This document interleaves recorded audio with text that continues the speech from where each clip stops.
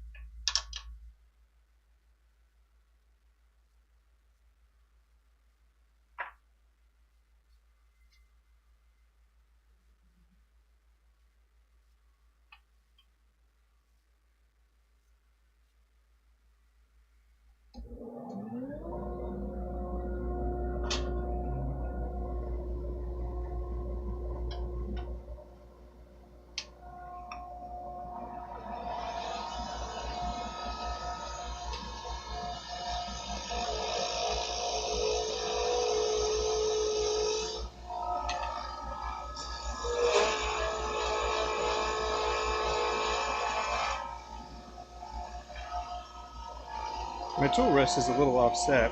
It's slightly canted to the right, or tilted down on the right side here. So this side's a little higher, unfortunately. So only one side can be good for getting the edges like that.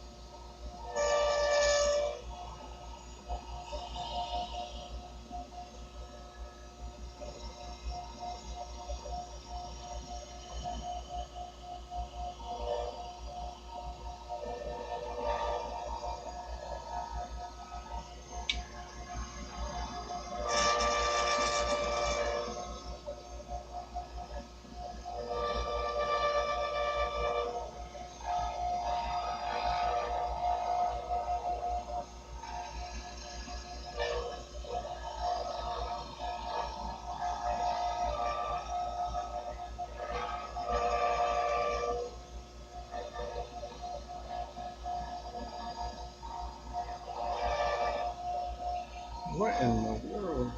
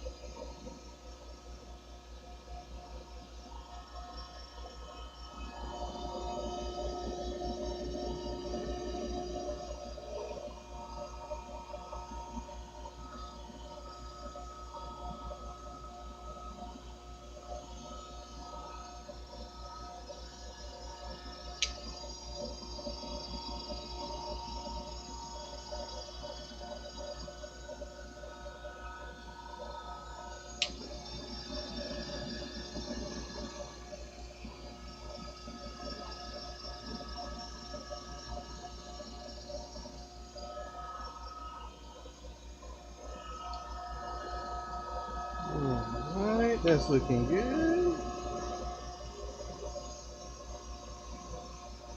Little minor adjustments here and there. Should be all we need. And then we'll go for the honeycomb.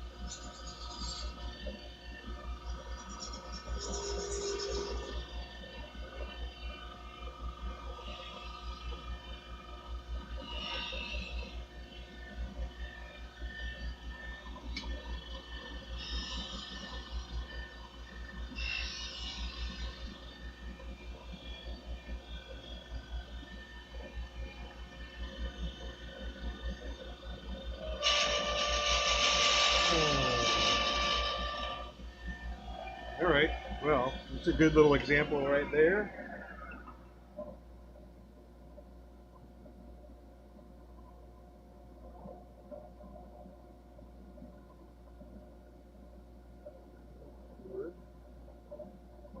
See a little chip out that I got.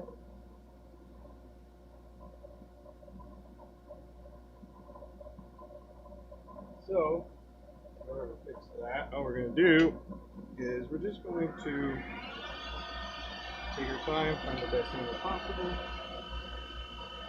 And we're just going to slowly move away. That almost got it. Okay. There's a couple right there. One right there. So we're still good.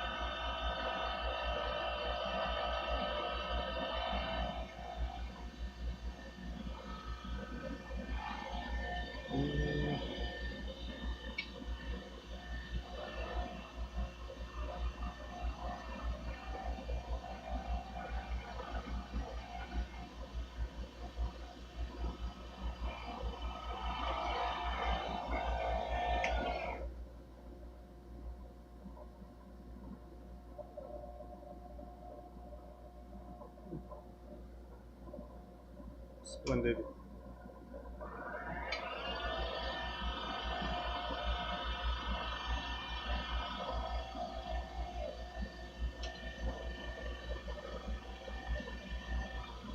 And problem solved.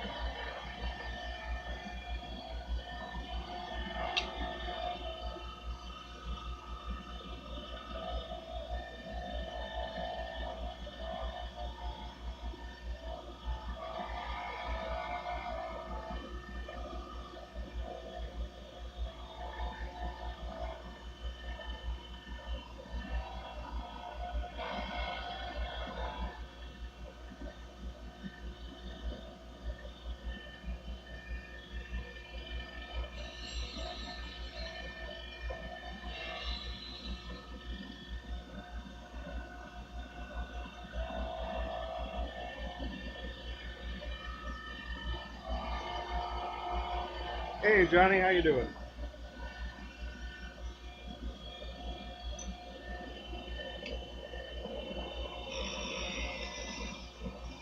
Having a good Wednesday?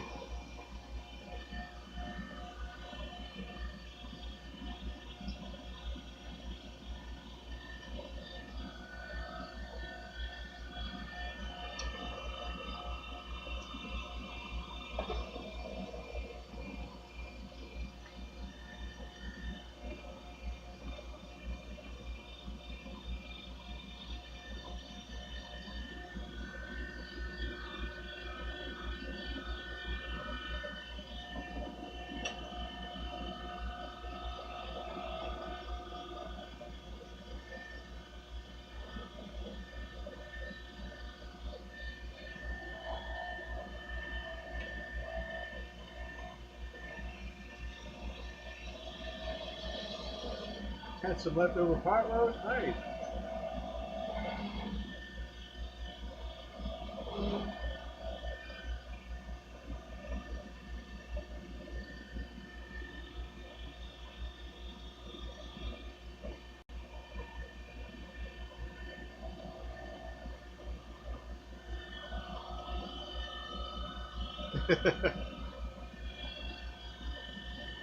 I'm not usually the leftover type of person.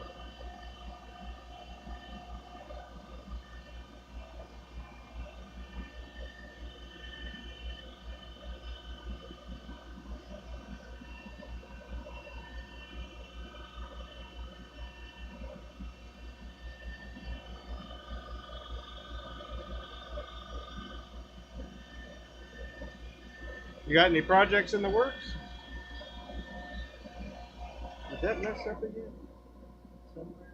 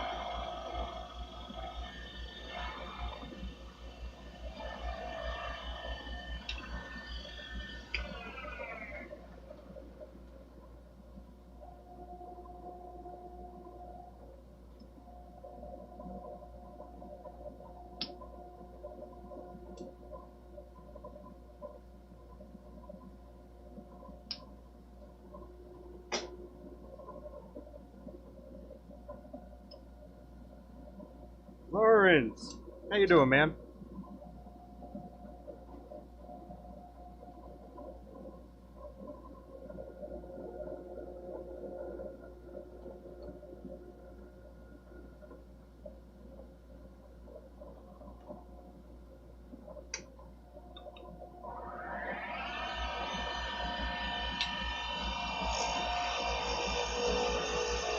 Hope you're having a good day so far.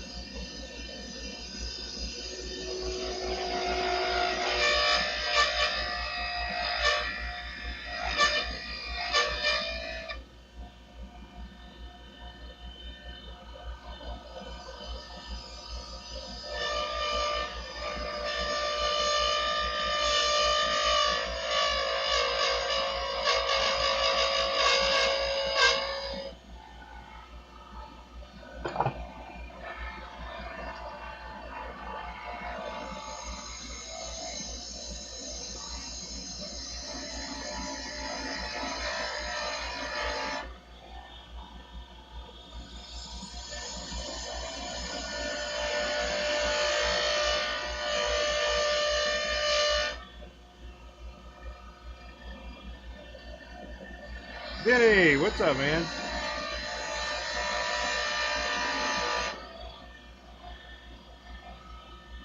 Hope you're doing well.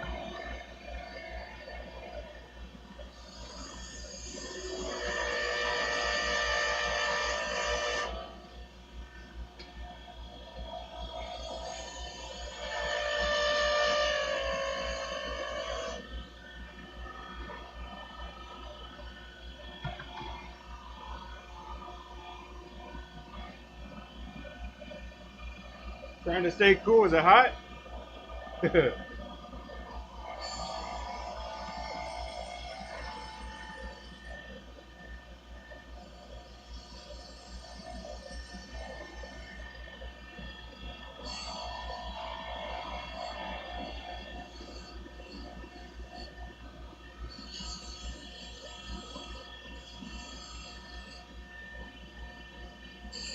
All right, Lawrence.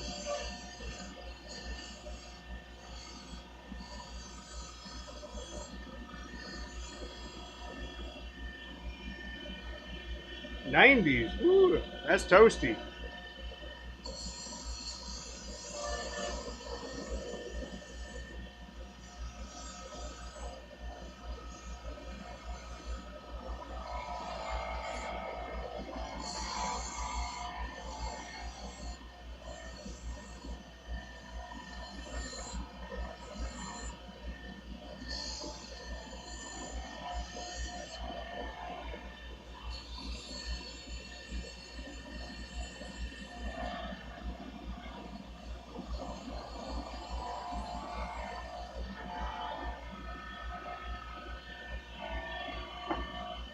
I was looking at some TikTok this morning, and I tuned into a another turner, and I was watching him turn a block of wood. He was turning it round. It was going to be a post for I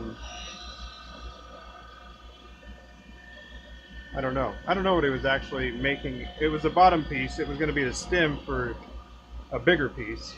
So kind of like a mushroom shape. But the way he was turning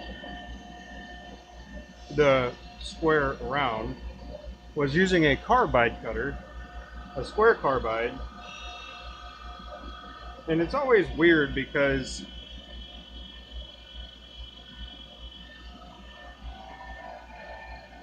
there's a part of me that wants to say that you could do that differently. That would make it a lot easier on him and have a lot less tear out. But on the other hand, I don't know. He seems pretty well established with his turning and workshop and stuff. He's been around for a while. He's an older fella.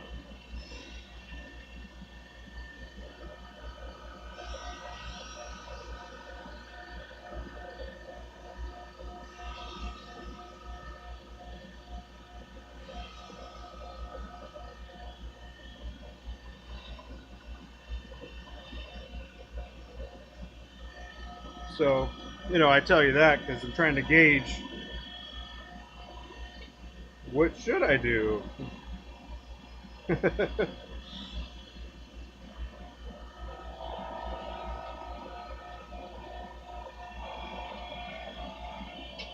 I also don't want him to look bad. What I've done in the past is when I scrolled across something like that for somebody that was their tool rest was all the way out here and they were using a skew just flat, and it was awful. But I sent him a message privately.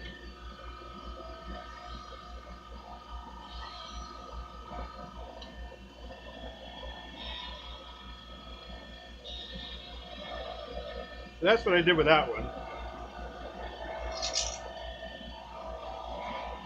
I don't know. I think there's always sometimes, not always, sometimes. That doesn't make sense, does it?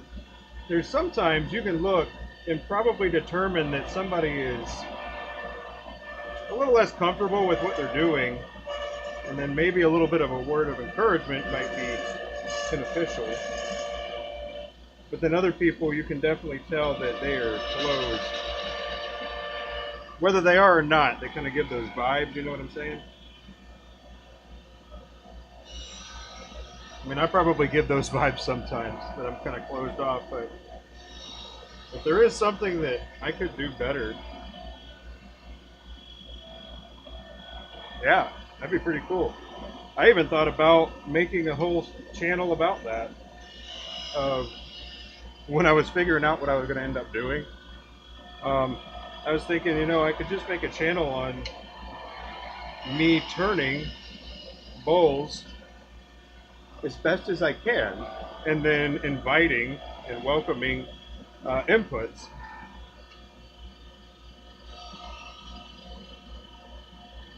And I was thinking like that because it's like, how good would it be to have like everybody that would know better than you out there?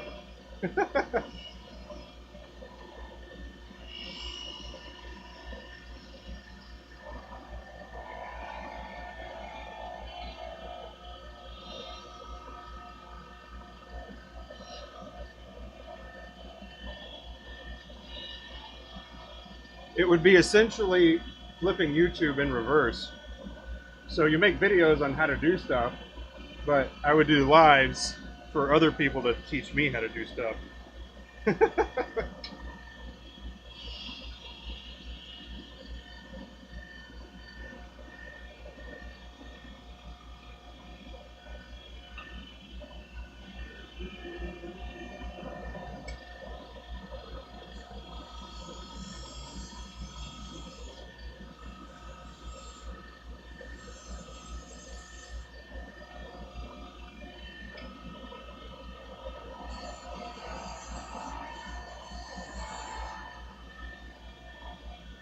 I mean, that'd be pretty entertaining. Maybe. I don't know. I mean, people would learn from those people as well if they tuned in and watched.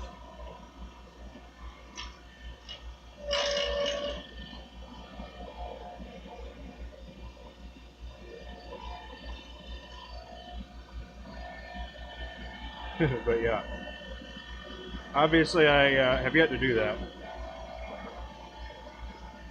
But I think it'd be pretty interesting if somebody were to pursue something like that. I think their skill would increase, maybe even fast. But do they have the will to do it, for one, and then are they receptive of information?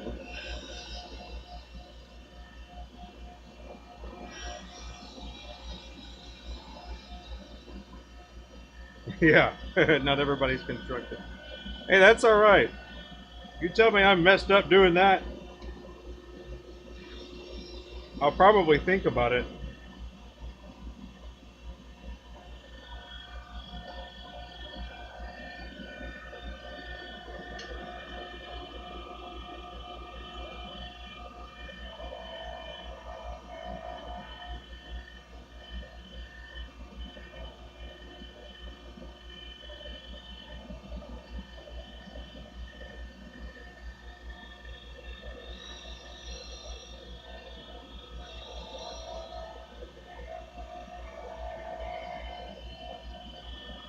I really need to get another tool rest. This one, just not good. Just not good.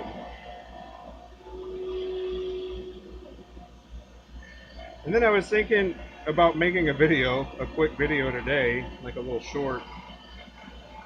Um, about like using regular iron. So the tool rests that come with most of these types of lathes that people get with the more budget-friendly lathes, these are, they need work when you get them. So what I do is I put it in here, and then I take a file, and then I go across.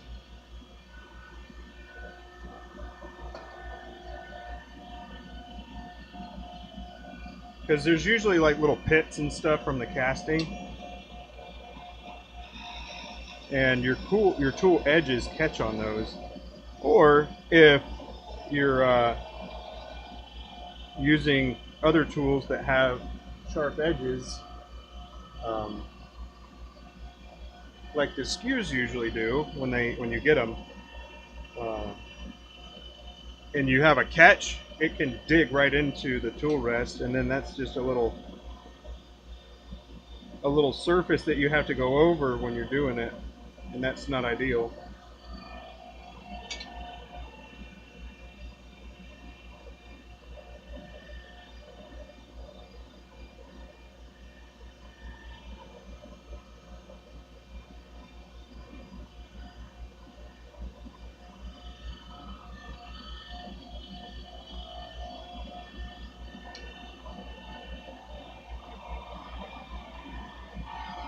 But I like the shape of this one. My other one's just like it, except it's a 6-inch instead of an 8-inch. I know they got 9 inchers, but I don't want to buy any more right now because I plan on getting a Harvey lathe, and that should be in the next couple months or so. That'll be exciting.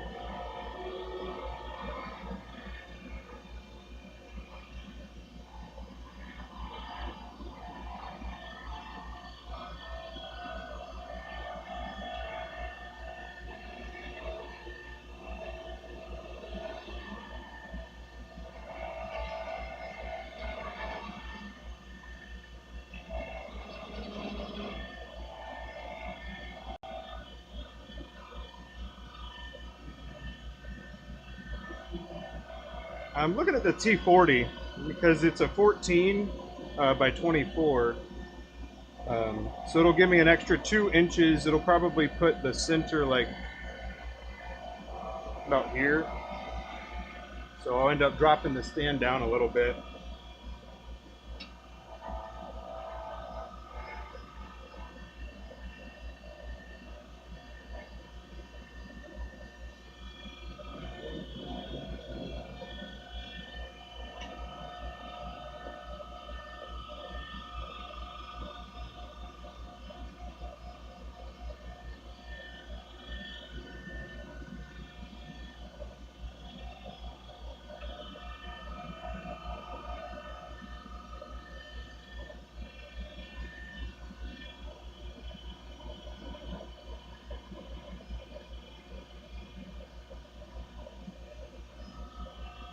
Watching Lady Lathe. Is that the name of the channel? Lady Lathe?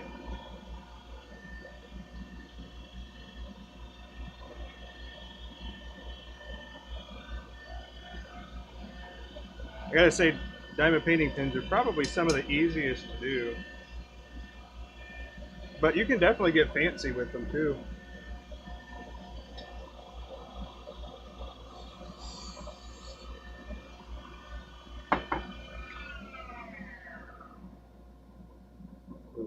Lady.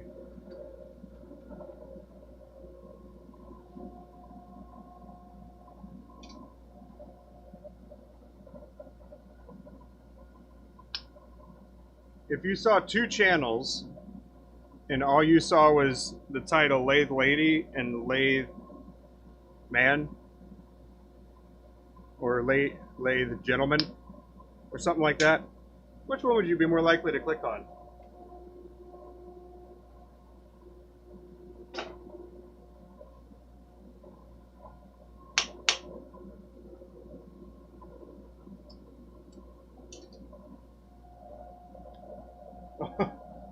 Sorry, Vinny. One was sweet, thanks.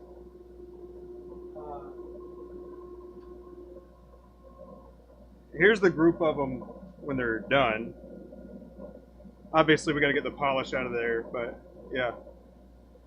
It's what they're looking like when they're done. Looking real good.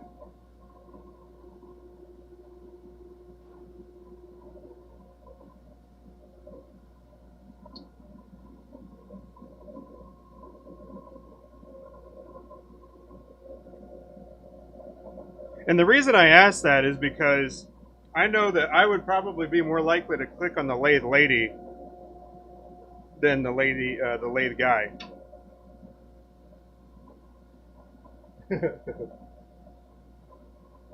Hey, take care, Johnny. Good to chat with you, man.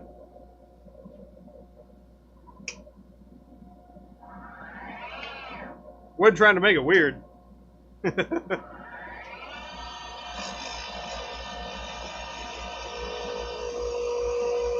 It's more of a marketing thing that I was thinking about.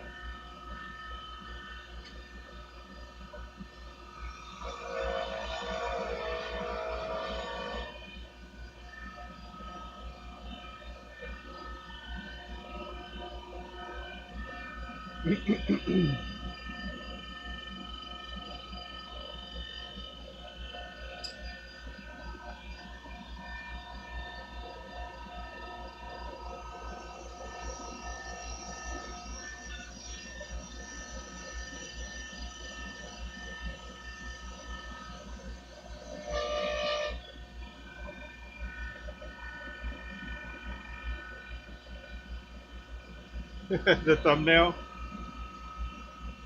Aw. I know you didn't find me because of my thumbnails.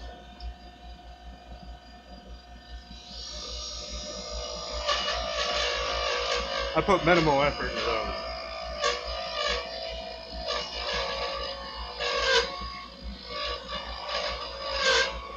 And also YouTube will just now generate a thumbnail.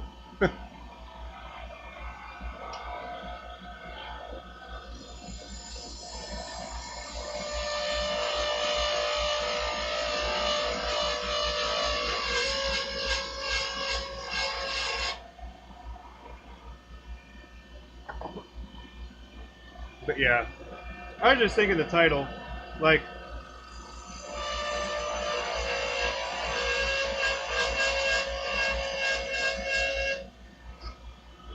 I mean, when like at pin shows, for example, I have no doubt that people go up to the table because Abby's there and they're interested in fountain pens. Like, I have no doubt there are some people that do that. That's not why I leave. I leave because I want to go talk to people. But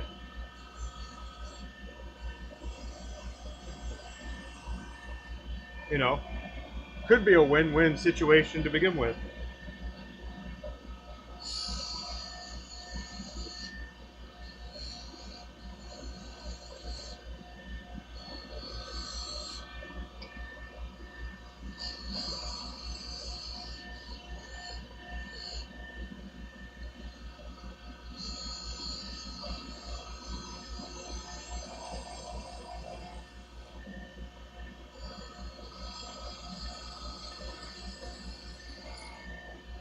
Um, but yeah, there's actually in DC, somebody was walking around. I think it was with.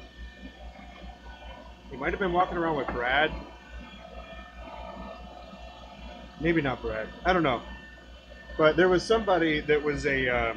He was getting his PhD in like astrogeology or something. It was really interesting. But he was walking around and had a sign on his backpack that was. It said something to the effect of, "If you pass my quiz, you'll get a rock." And Abby's actually pretty savvy with some of those minerals, and she passed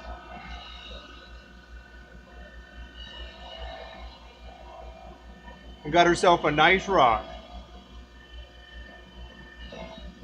or a fine mineral. Depends on who you ask, I guess.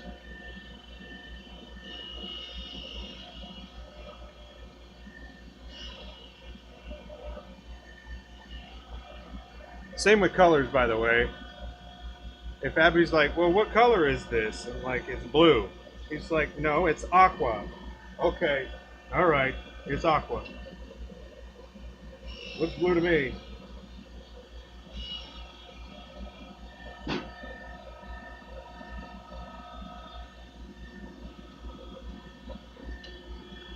But yeah, pretty cool.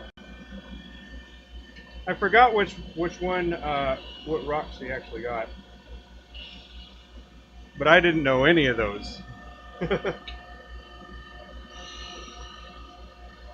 Because the other part of it that was really hard is that they were in raw form.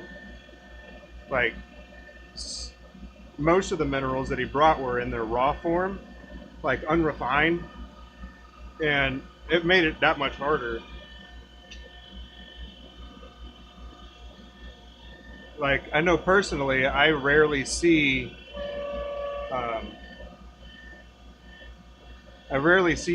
gemstones and rocks in their raw form, so it wasn't something I recognized.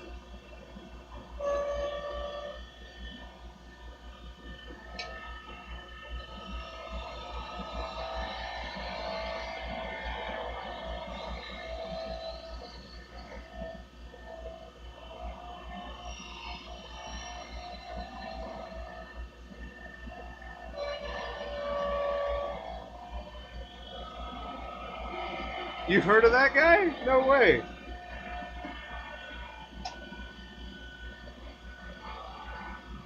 Yeah.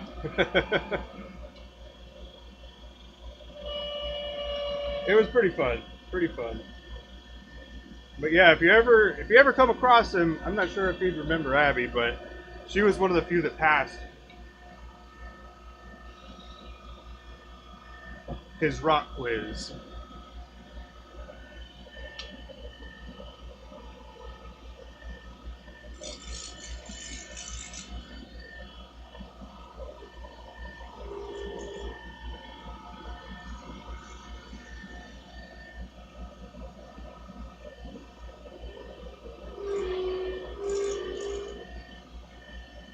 Like, you know, as a little experiment, I bet that if I turn the machines off and then make the main camera with Abby there,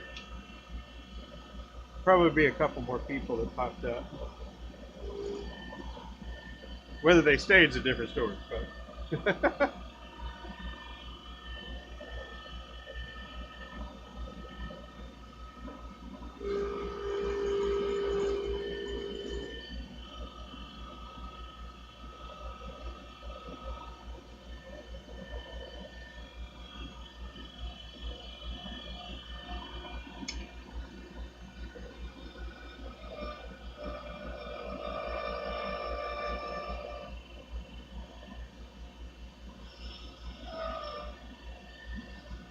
Vinny, what do you think I should do with the YouTube?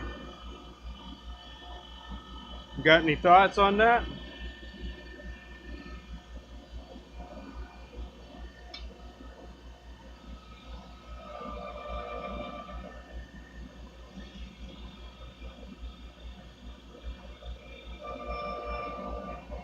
Or anybody, really.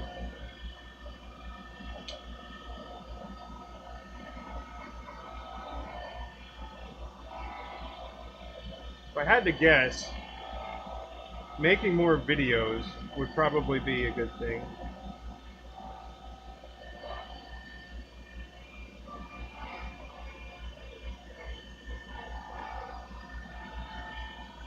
But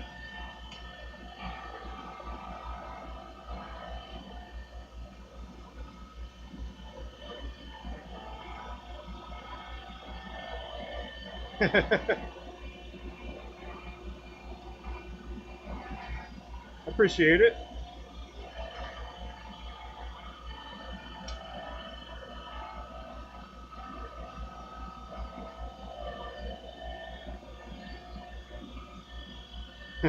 I did put one of the songs up that I made with AI.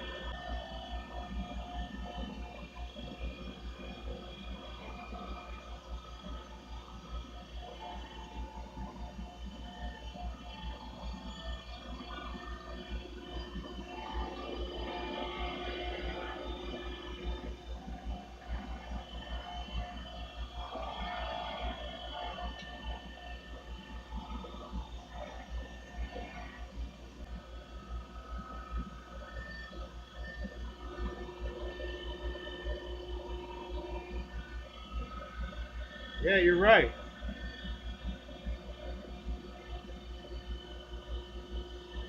There we go.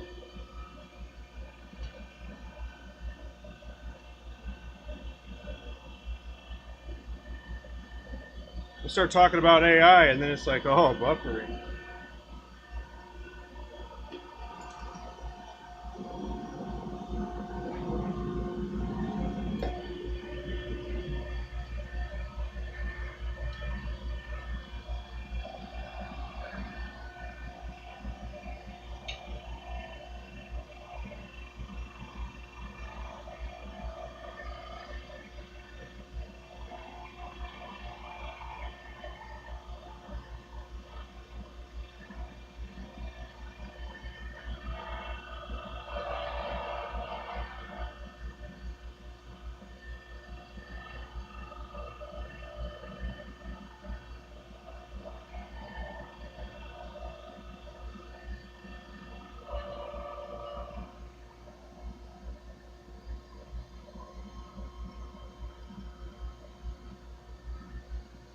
Boom.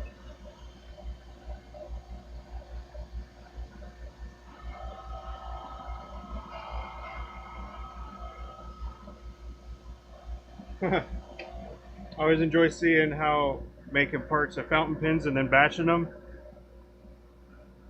Man, batching's a real doozy. It's it's tough. Tough to batch them, but I will be.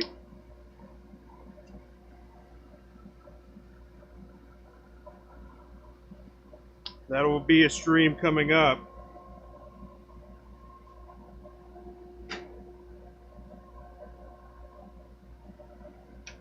All right, got one more of these. Do it. But yeah, once I finish this one, then I'll be doing the caps of a few fountain pens actually.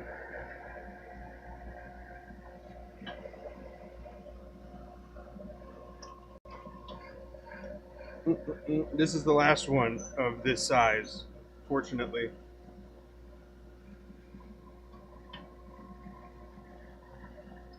But yeah, I sometimes think that with like the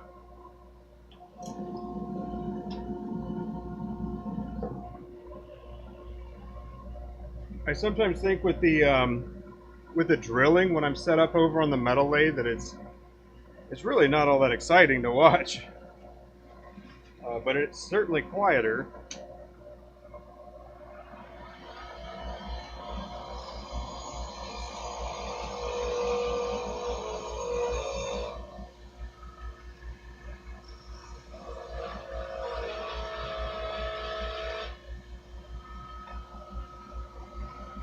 But I appreciate the feedback on that.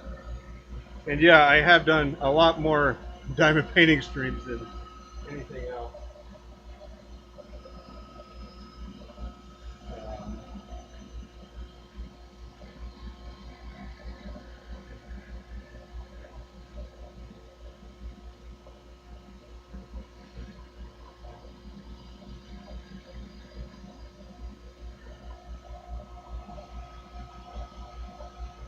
But yeah, the caps that I showed the other day,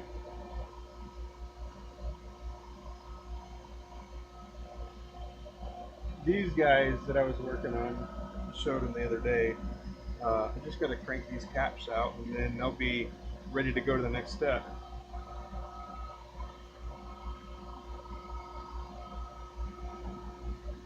But man, I get sidetracked.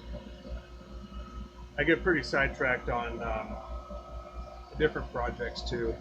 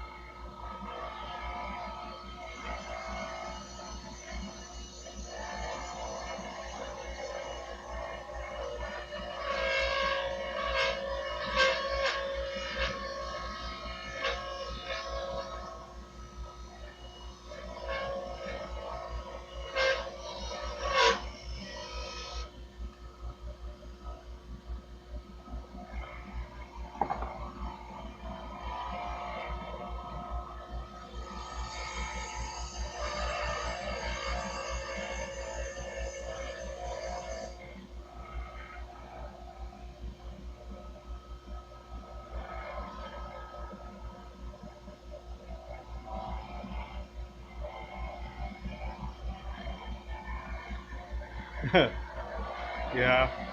Well, I mean, if you think about it, like from a viewer standpoint, what's the likelihood of somebody wanting to follow 5 or 10 pins from start to finish? Um, it's like some of those videos, it's like, check my link for part 2 or whatever. So, kind of interesting to think about it. But I can tell you that people do batch them. They'll either run multiple of the same part in preparation for some, or if they're trying something new, they'll have a couple parts for it.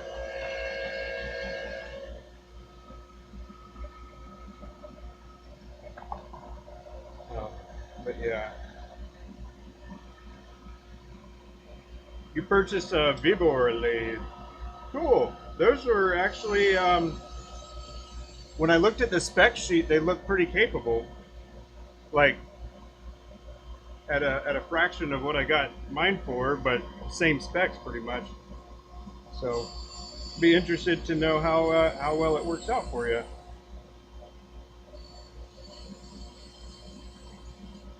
And then getting the cap diameter.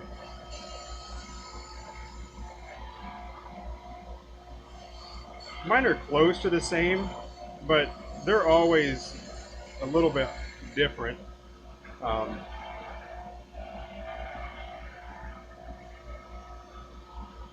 yeah, they just are.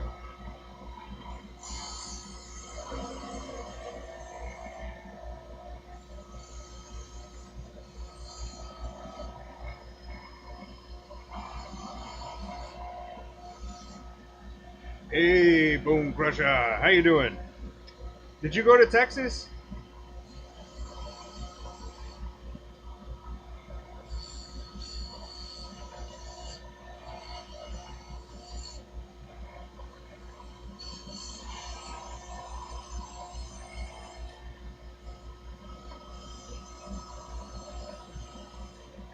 I mean, I know some people they entirely do.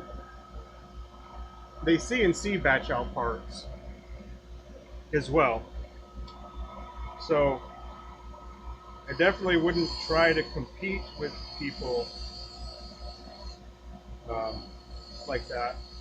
It's just never going to be worth.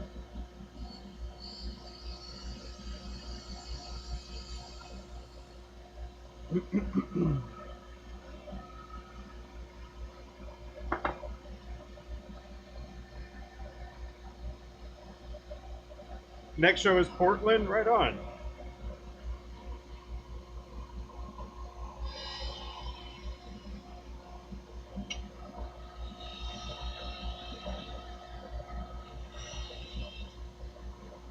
I watched a little bit of Tony's stationery. Tony, Feed Your Creativity. That's what it is. It's Feed Your Creativity, and her name's Tony, and her husband's Ruben. He's the man behind the camera for her, and they also are a big part, if not the main part, one of the main parts. We'll stick with that of the Florida show, the Orlando show.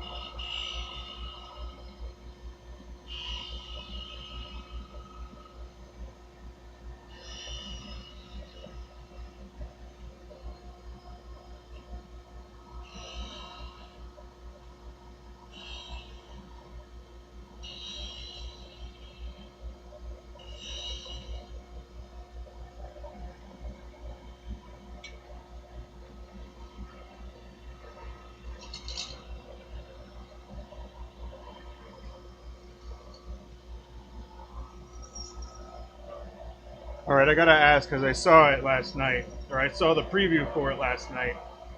But there's a new movie coming out that is it's Scary Movie, and I'm sure you've at least heard of Scary Movie. You know, it's kind of like pokes fun at the actual horror movies, and they just kind of blend all of them in. Well, apparently they're coming out with another one in June, or it'll be released, I guess, in June. So the stupid part of me is like, or the silly part of me, not stupid, I think it's funny. The silly part of me is really excited about it, and I'm thinking that would be what I want to do on our anniversary. She doesn't know that yet. So our anniversary is on the 5th of June, and we're leaving for the beach like the next day. Um, so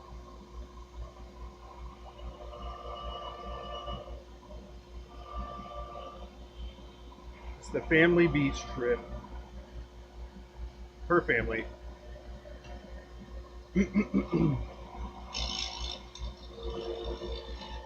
But it'll be.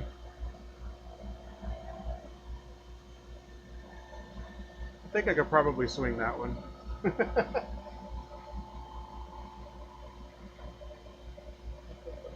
Oh, you're doing the Orlando show? Right on.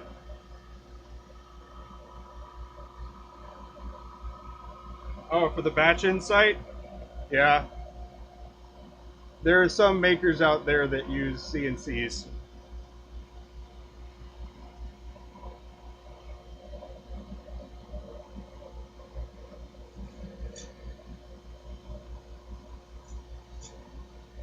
It used to actually chat me a little bit, but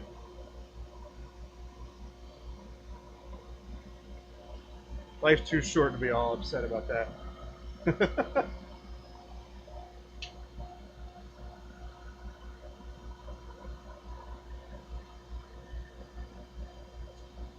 And then all the different pin uh,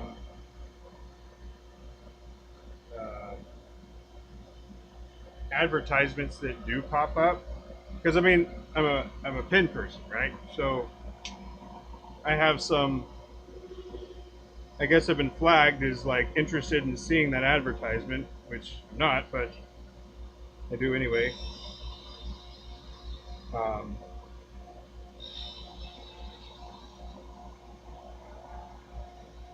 I mean, everybody just wants to sell, and that's why you have a business, I guess. But still,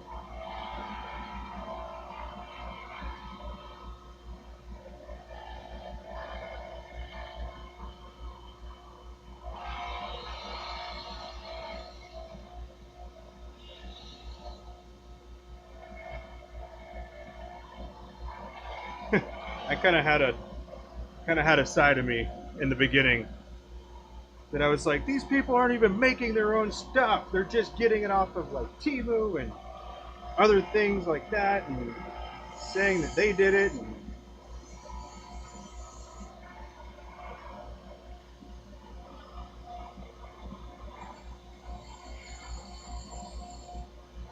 it was actually another channel idea I had when I was working on those.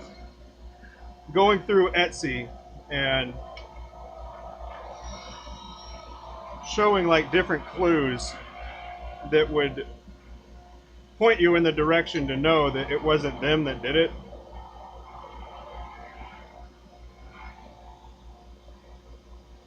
But that's petty.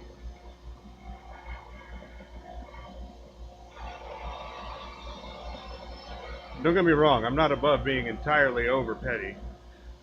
I'll be petty sometimes. But making a channel on it,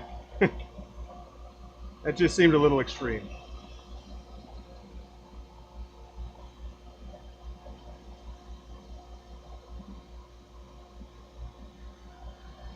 Instead, I'd rather just teach people.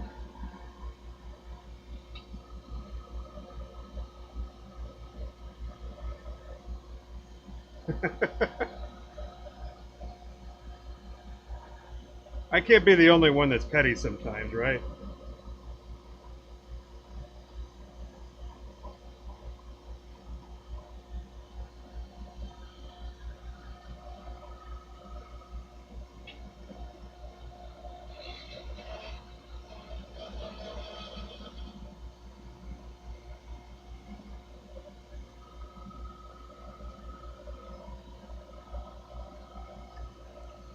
There's also something that really grinded my gears about people using licensed stuff when they didn't license it.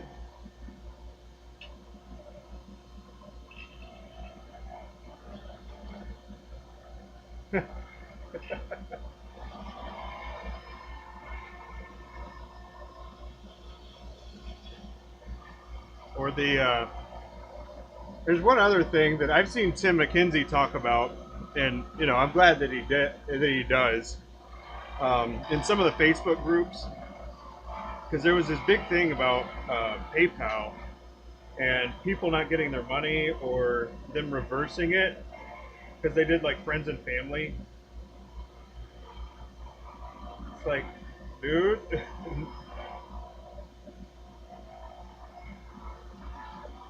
are they your friend or family?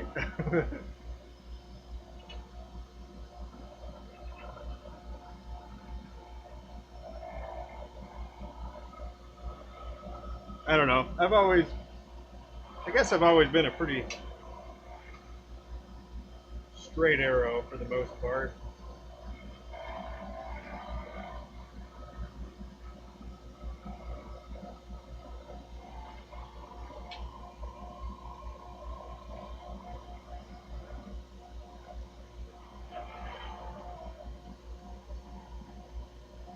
But I'll sometimes color outside the lines.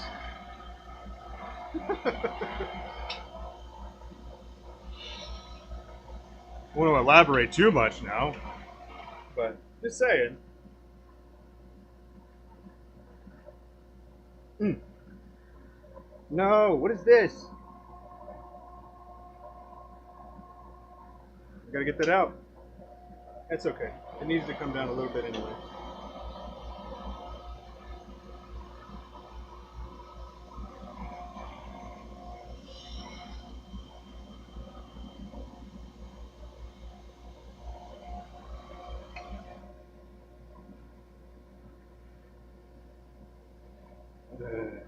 Uh, get out of here, you.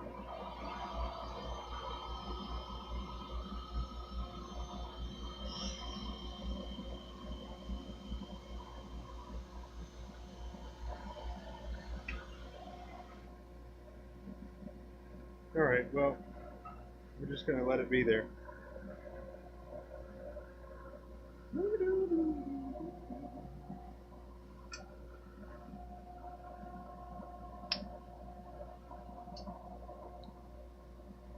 I've actually been thinking about moving away from a collet chuck,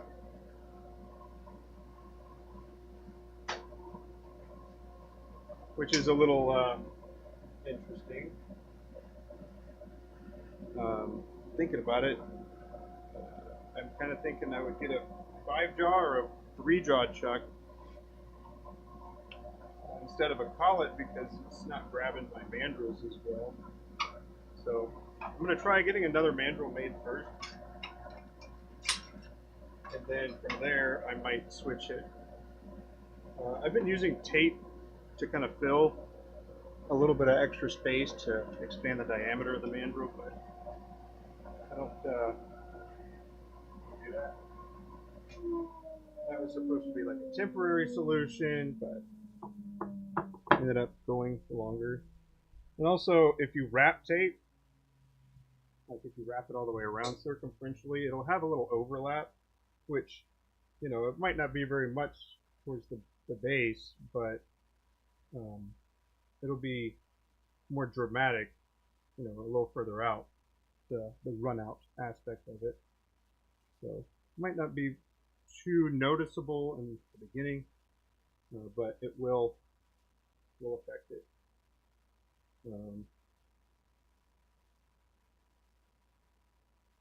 Depending on what you're doing, there's different rules that you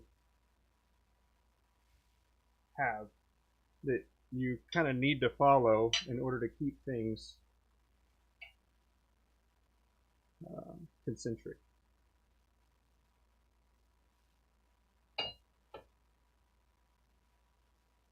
Hey, you talk for a second? You want to talk for a minute? He's wonderful.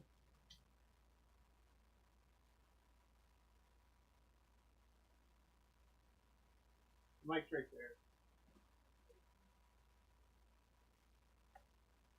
there. And it's still on. So just a moment. We're doing a swap here. Hey everybody. Let's see. I can't read from back there. It's over there too. I can move it. It's fine. Bone Crusher, you're doing Portland and Orlando. Cool. Have you done Portland before, if you're still here? I told them about the rock guy in DC, Oh, yeah. and Vinny said that he heard of him. Oh, sorry. I elbowed it. Yeah. That way you're not this tiny little person in the screen. Okay, okay. Yeah, he was wandering around in DC, the rock guy. He's I think a grad student. I think he was getting his PhD. I'm not 100% sure. I do know that he very specifically, like his minor or concentration is in tektites, which are alien rocks, not of this world rocks. But yeah, he was walking around with a backpack and it said, ask me about my rock quiz or something like that. It was written on like a piece of cloth or a t-shirt or something. And I said, oh, yeah, he didn't even come look at our table. He was just walking past by. I said, I want to do your rock quiz. And he said, no, you don't. He said something like that, or it was very much, you're not going to be able to do this. It's not the kind of rocks that you think it is. And then he pulled them out and I named all of them one by one. He was so excited and impressed. And I felt I was like, ooh, go me. And he gave me this little opal for winning. And I think he said I was the only, either one other person was able to do it or I was like the only person. And that's because for several years, I don't know how many, four. 7. It was a lot of years. I kind of was in the crystal Spiritual stuff, yeah, and sold necklaces made out of different crystals and stuff. So I was pretty familiar with all of the different ones. I think one was like he had to give me like a hint, I think, or he was asking for like a more specific. But yeah, I was more specific than what he needed for his rock quiz for someone to win. So that was fun. I think that little opal's in my my badge from DC still. I have a little basket of them. All the badges. But yeah, DC's the next one up for us, which isn't until August this year. Very 1st of August, I think. And my parents didn't put it on their calendar. And we found out that they're going to I don't know if it's the Alaska trip. They're doing another trip. It might be the train trip in Canada that they're doing. Anyways, it's over the show, which is when they usually watch the girls. They have for the last 2 years. But so we all of a sudden are like, oh, I guess the kids are coming. So, hey, Brad. John is just taking a break. He's eating some Ritz crackers. And Brian. Oh my God. My brain is like, I've had doctor's appointments like every day this week, and I'm tired. It's exhausting. Anyways, sorry, Brian. So the kids have to be with us, and DC is pretty packed, especially, I mean, hopefully we'll be in the maker's room again, but wherever we are, we only have one table, which typically, comes with 2 chairs and 2 vendor badges. And I need to email them to see if I can get, even if I have to pay, get 2 more vendor badges for the kids. Because when I say kids, they're 11 and 13. They're not like itty bitty littles. They'll definitely need their own name tag. And I have a feeling they'll be hanging out in the room most of the time because there's not gonna be room for everybody behind our table. So we'll see how that goes. It's also a really busy show. So I guess I don't mind them walking around, but they have to stay together. And really the little one is the one that loves it the most walking around. Our older one probably want to hide in the hotel room. But the day we get there is the day before they do like the dinner thing or whatever. Like there's like an evening thing. So we might take that day to take the train, the metro, to the Smithsonian and look around. They've never been to DC, so yeah, we might do something like that. I might look up a bus tour for them to take us to the memorials because I don't want to do that myself. I want someone to take me and tell us the whole story, you know, like behind each of them, which I have done multiple times. And John's sister went to George Washington University. She played softball. And so he also has gone and done like all this stuff many a times, but the kids never have. So the Exorcist stairs. The Exorcist stairs? Yeah, the one where he got thrown out the window at the end of the first movie. Nice. I went up them on crutches. Had a broken ankle. Nice. Now I can never tell that story. I wonder if they'll still be painting or refinishing the reflecting pool. Anyways, John is turning this week's diamond painting pens, which are called. I'm switching over. Oh, he's switching. Finish the caps on that. He's switching to fountain pens, so never mind. But this week's is Cotton Candy Clouds. They are really pretty and are luckily finishing super nice. Sometimes I get some that just give me issues, but we are getting into warmer weather, and I think that's part of it. It's definitely a double-edged sword because that means that I have to pour a lot quicker, which over the winter I get used to not having to do that. So I'm gonna have to be careful, or I'm gonna have more buckets of. Oh, I look so nice now. You look nice before, baby. Didn't see me before. We have quite a few buckets around of ones that like just didn't work out, didn't turn out the way they were supposed to because of temperature or moisture or me putting flowers in them and they floated and I shouldn't have. Need to get the kids new t-shirts. I should do that. They need their. Yeah, I know. I have a list already. But I should start doing those things. Not leave it to last minute where I have to order everything at once. Because that's always kind of annoying. But, yeah. What else, John? We're tired. John hurt his back the other day because he decided to take our old couches to the curb by himself. And they were heavy couches. They were like solid couches. And his 5,000 pounds. His back.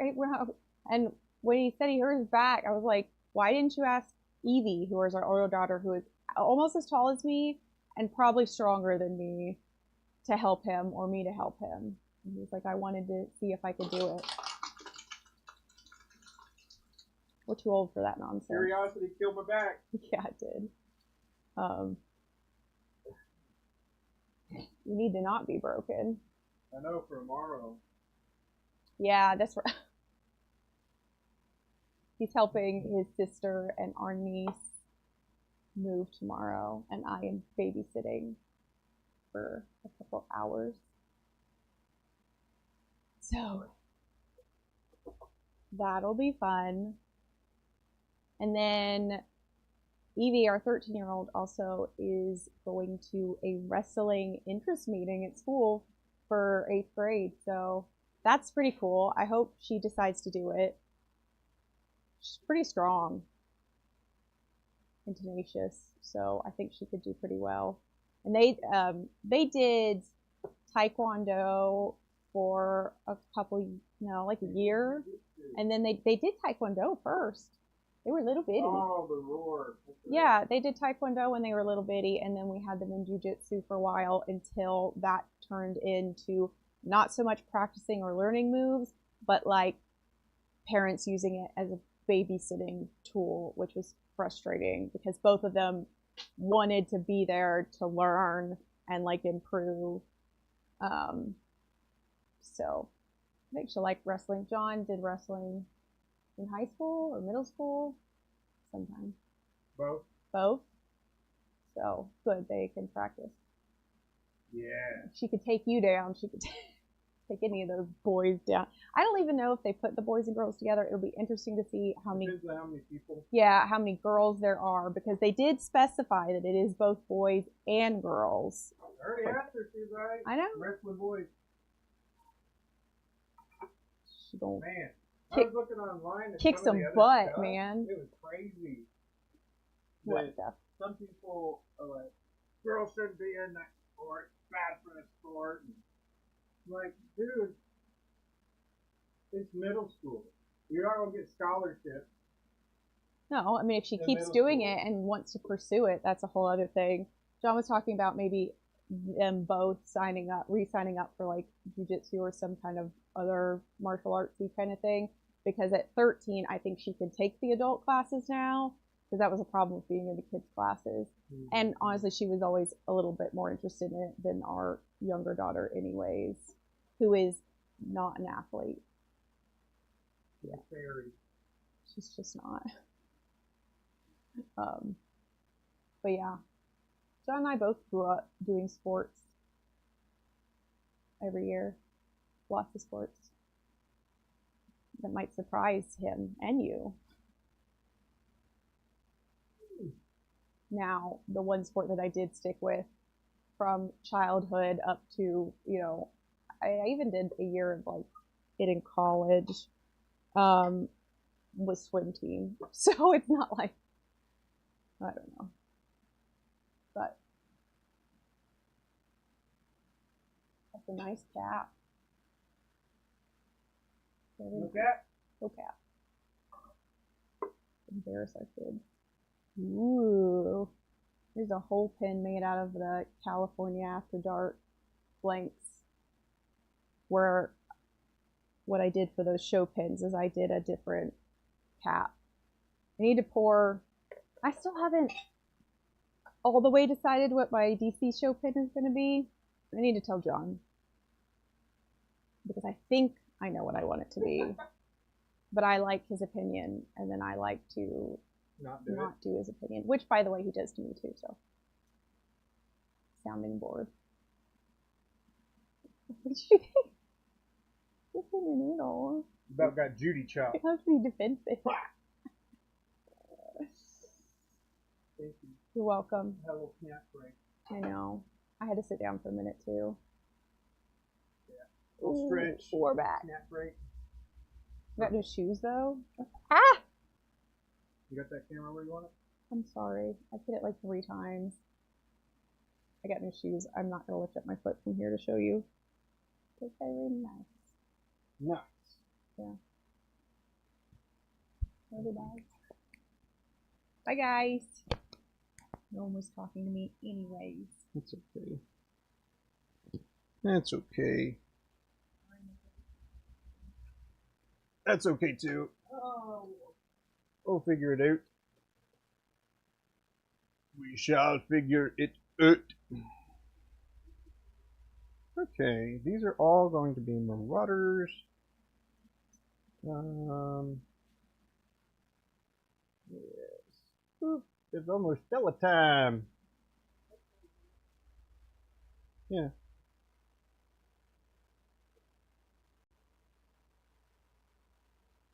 Yeah. Shoot. You moved it over there. How did you do that?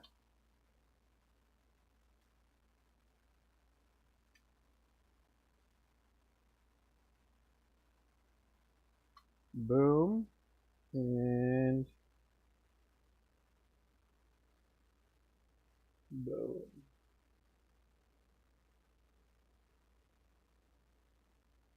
All right. We'll work on these little guys here. These shouldn't take too long. The caps are usually the fastest, but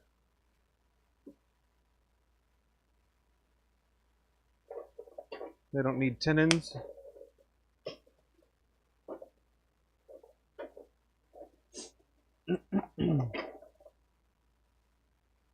Anyone make one of these yet? the little sizing guide. It's a free little. It's a free print. Should probably throw that in the Discord, huh? Like the link to the print file, Abby? Can't hear me. It's alright.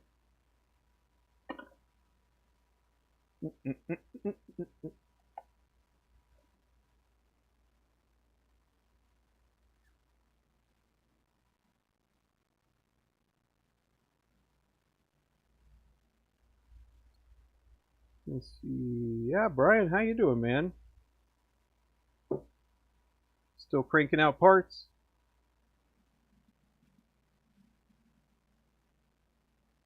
What am I doing? What am I doing? There we go. There it is.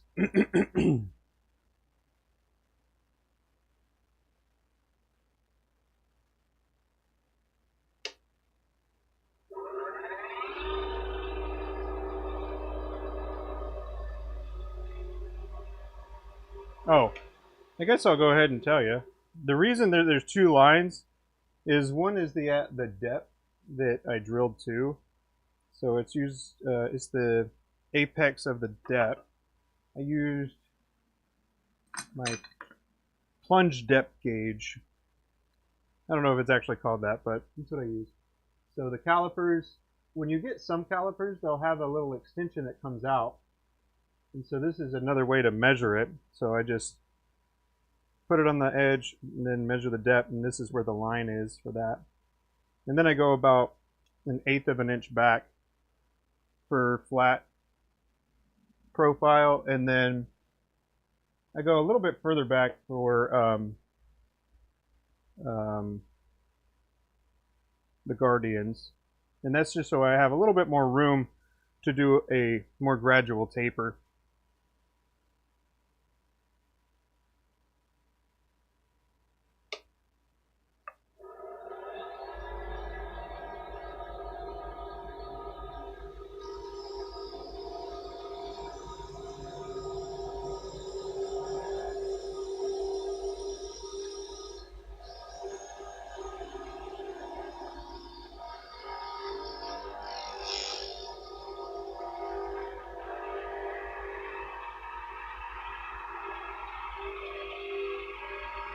And turn on the dust collection.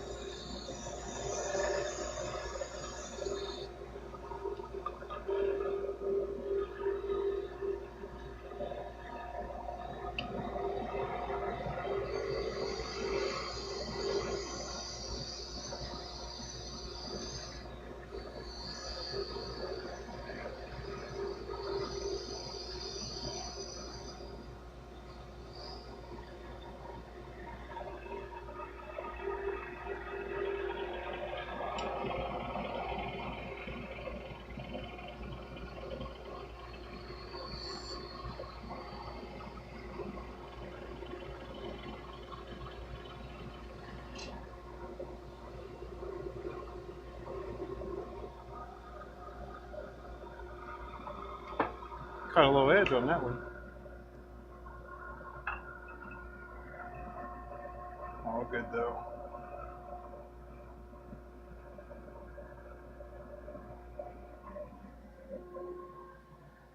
Marianne, how you doing?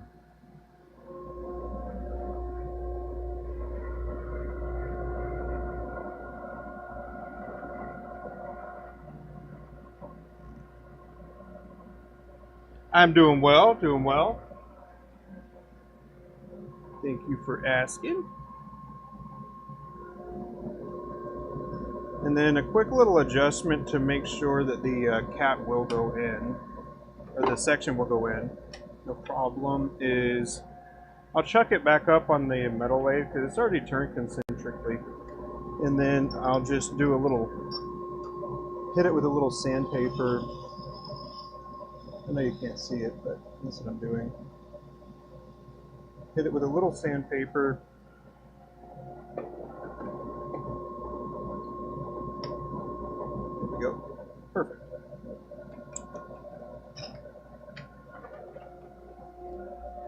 So you saw that it didn't seat all the way before, so all I did was take it over there because I don't typically do a relief channel in here. I actually do the relief on the inside. Same with the cap. It was around here somewhere. I'll do also another little bevel in the cap too. It also makes it so it kind of marries up nicely, and then it'll just close. But yeah, the key part is to take a look at this last little bit where it closes. And it might need a little refining, but I'd wait and do that after.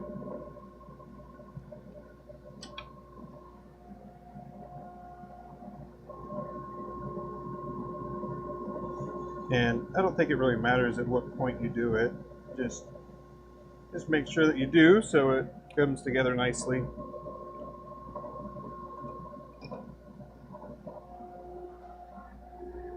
I think this makes it more fit for that pin when you do it after you're done turning. So this one is now ready for the sanding and polishing station.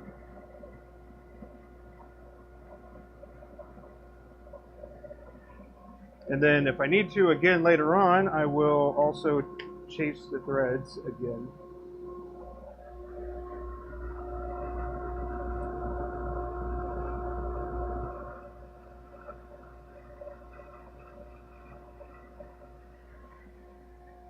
How long have I been on? Hour and a half, a little over an hour and a half.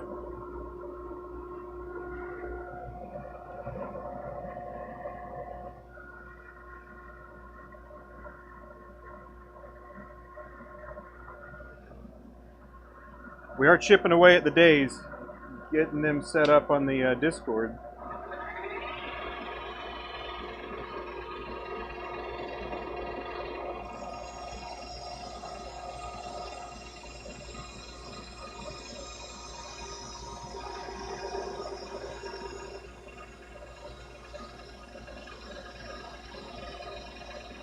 Dang.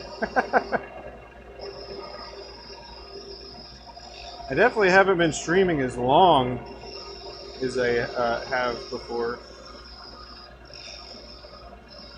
or I guess in the past. Um, but I've been, I guess, productive in some areas and less productive in other areas, and only so many hours in the day.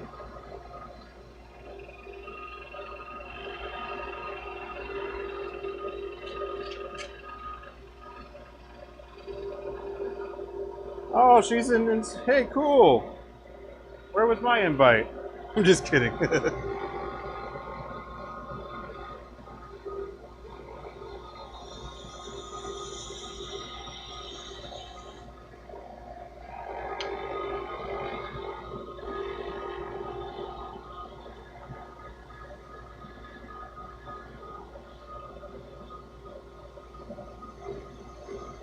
I could have made the pin for them to sign their papers, their marriage certificate. Or you could have, or she could have.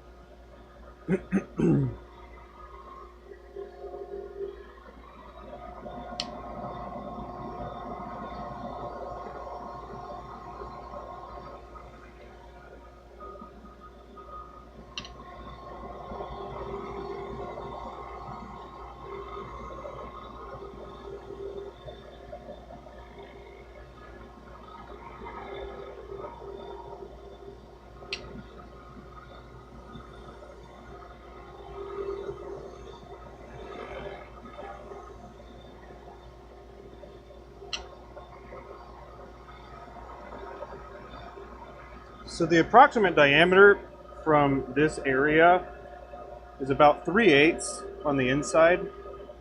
It's actually 10 millimeters, but most people have a better reference of 3/8.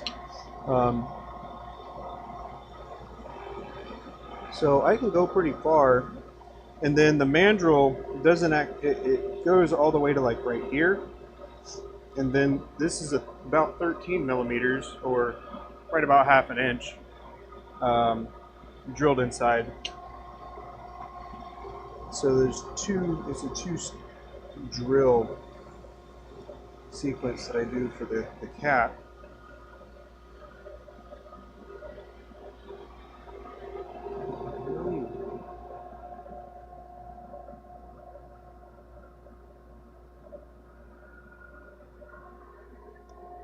And sometimes when I'm not able to get them flat how I want them,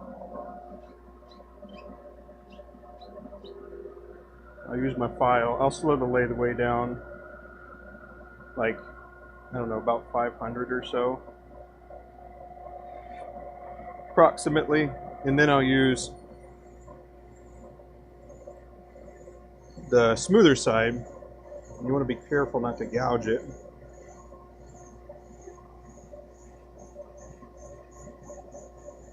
And you want to make sure everything is flat, at least the surfaces that you want.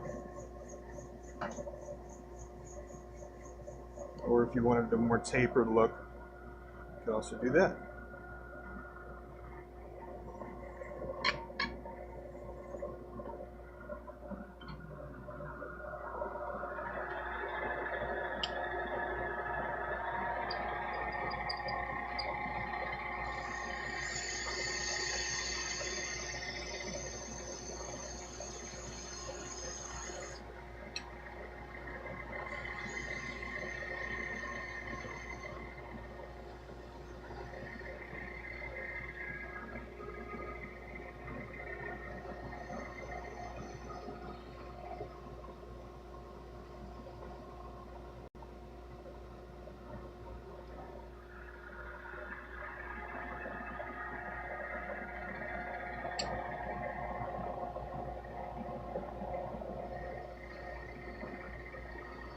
Where in North Carolina is she? We've had quite a few weddings in North Carolina within my fam, so I'm probably at least familiar or have heard of the venue, unless it's at somebody's house.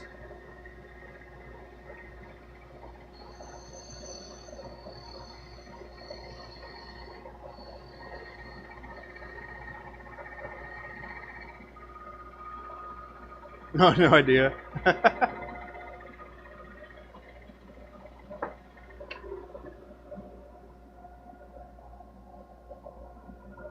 There we go. Now this one's ready. We'll make sure. These are the other two parts of it.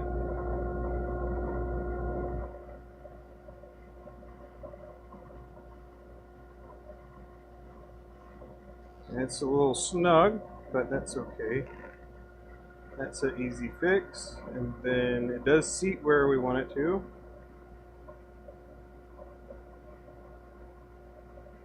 And that's also snug. So, if you didn't know, the way that I go about fixing this part, or these parts, is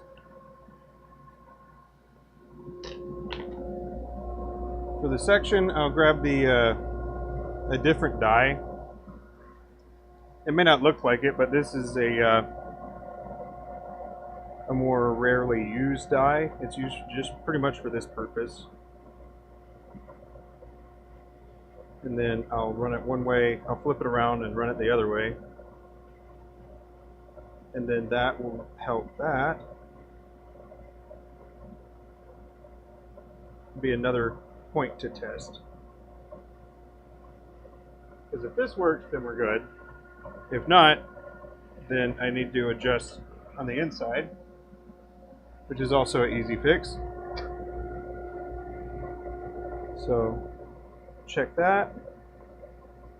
Still a little snug, so we want it smoother than that. So the next step is to get this, and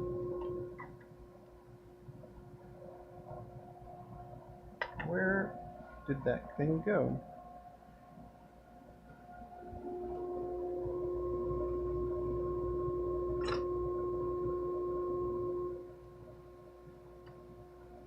I don't want to make another one right now.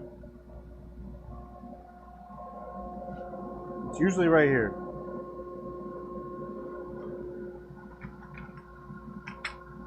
There it is, under the ruler. All right, so the reason, so this is just a little ring that I use to help support, oh, sorry. This is a ring that I use to just support the outside.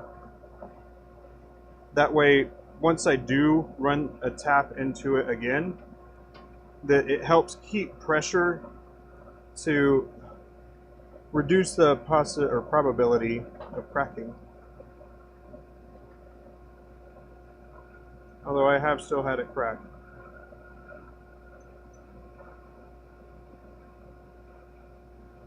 So just gotta find where it begins. There we go. Because this is a single start. And then I usually run it in the drill, but just chase this threads like this.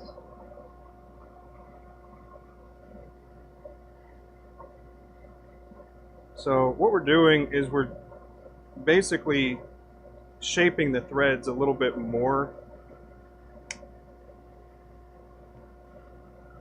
but it shouldn't be too bad.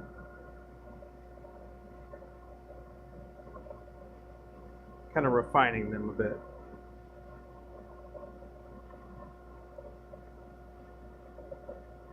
Definitely don't want to rush at this point.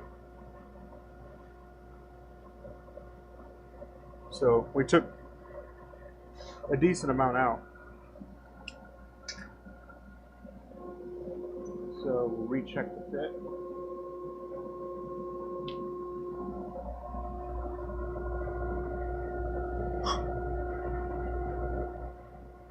And then look at that. There we go. Okay, so we're stopping a bit at the end there. It's not a huge deal. The next step is we go chuck it, and then we'll just sand a little bit on the inside here.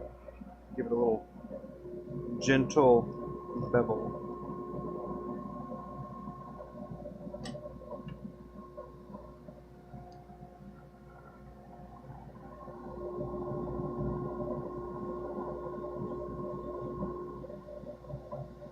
But yeah, these are some of the fine-tuning things that I think are important.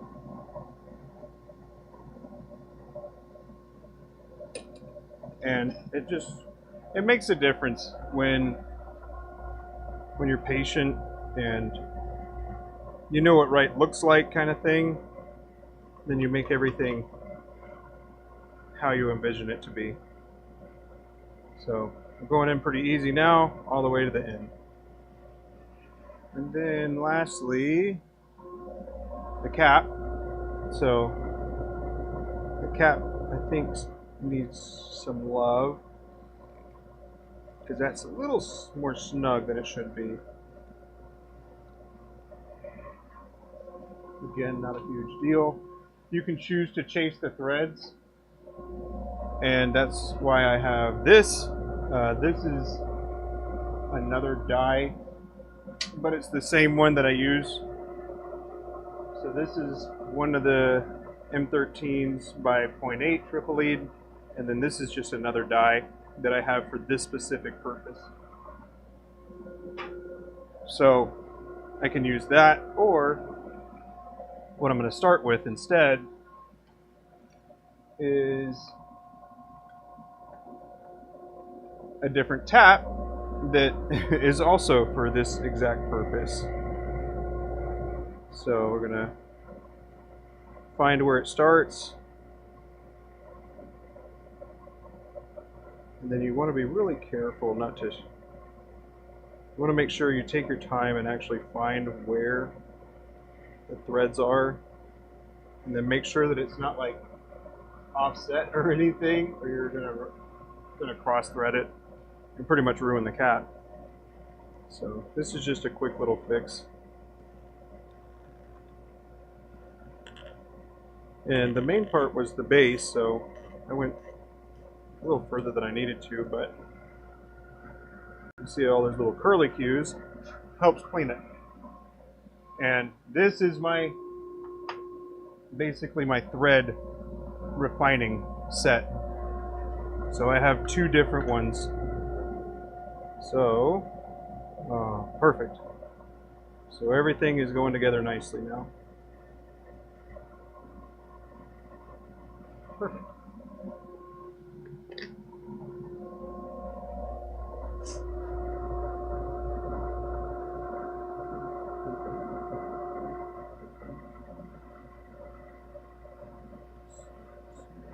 All right, moving on to the next one.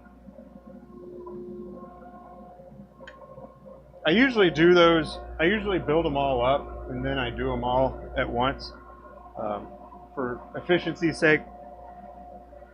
But, you know, I'm live streaming, so figured I'd show y'all. Take care, Lawrence.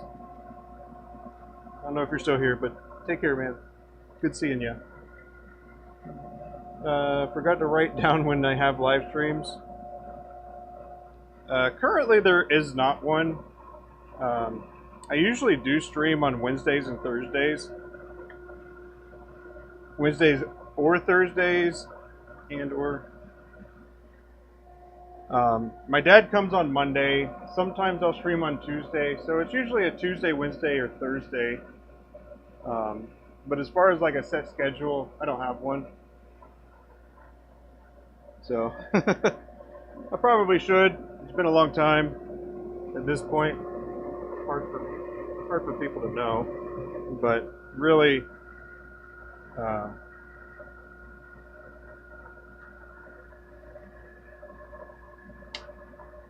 I just haven't.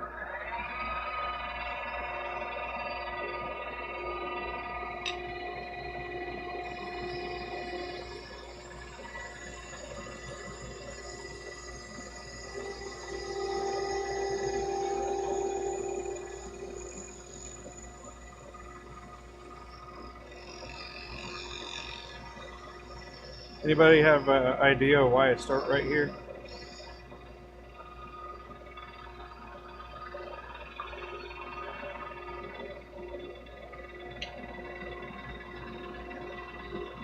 Make it an interactive thing.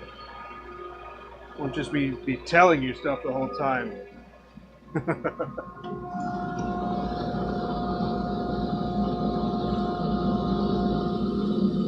mean, it is live after all.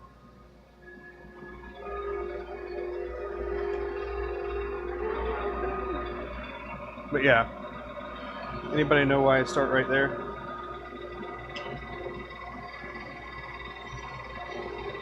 There's a lot of reasons it could be.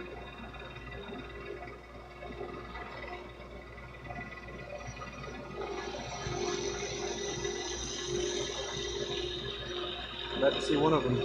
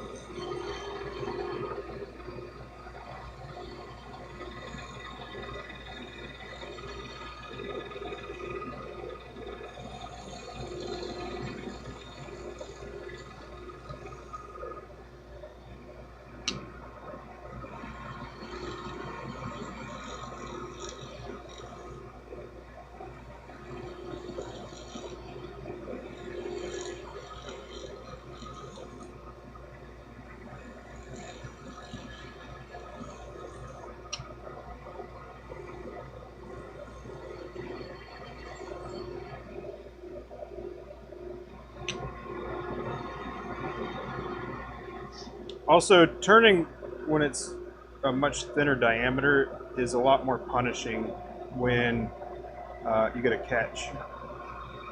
It almost means that it's not going to end up working out. So, being patient, and then that's all. That's also how I discovered the whole file, because I was getting like to a point and I was still learning how to turn, and it would catch an edge and then I'd ruin the whole cap, which was always a bummer.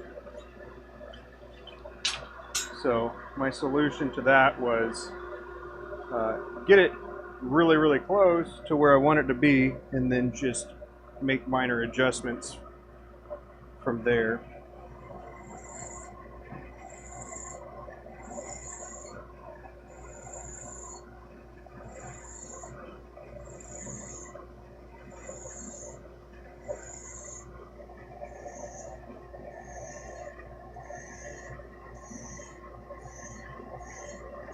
But I used to do the same thing with tenons.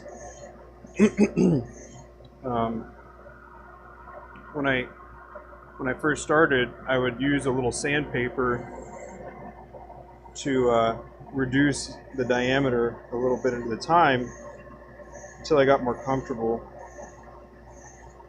But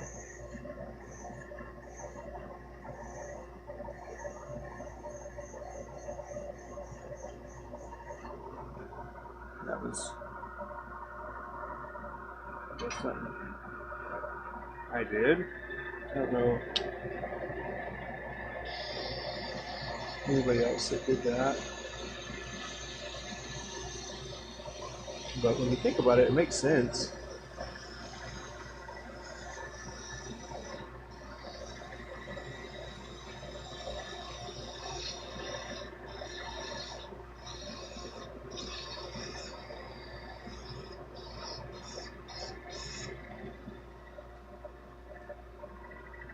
Dang, nobody knows why I did that part first.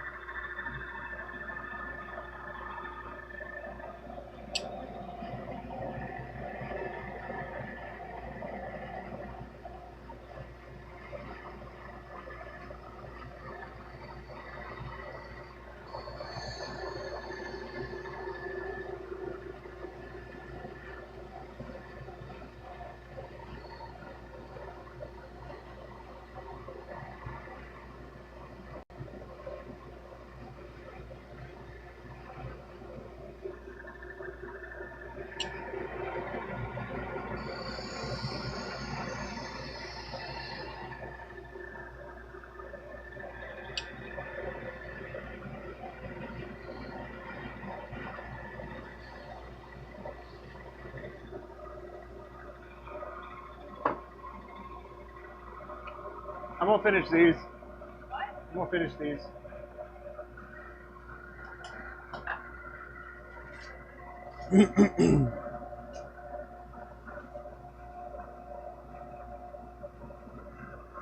There's glitter right at the middle. Yeah.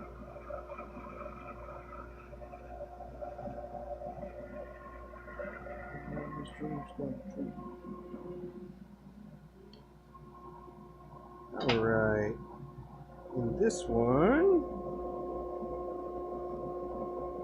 looking good. Looking at the proportion here. We like that. That's good.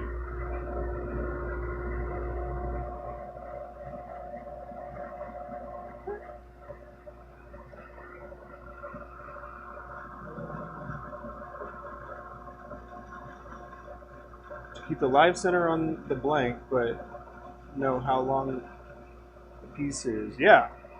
Yeah. I call it my definition line. It's basically my line of determining how far I'm going to take it. So it's the defining line of how long the cap's going to be. But I also want to keep it supported. So you are correct, sir.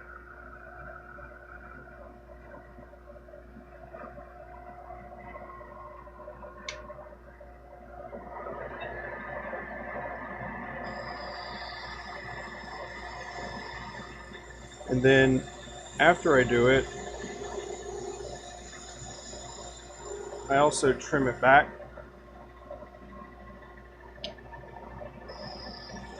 I also knock the corners off. That way when I go to do this, wipe it off, it doesn't cut me.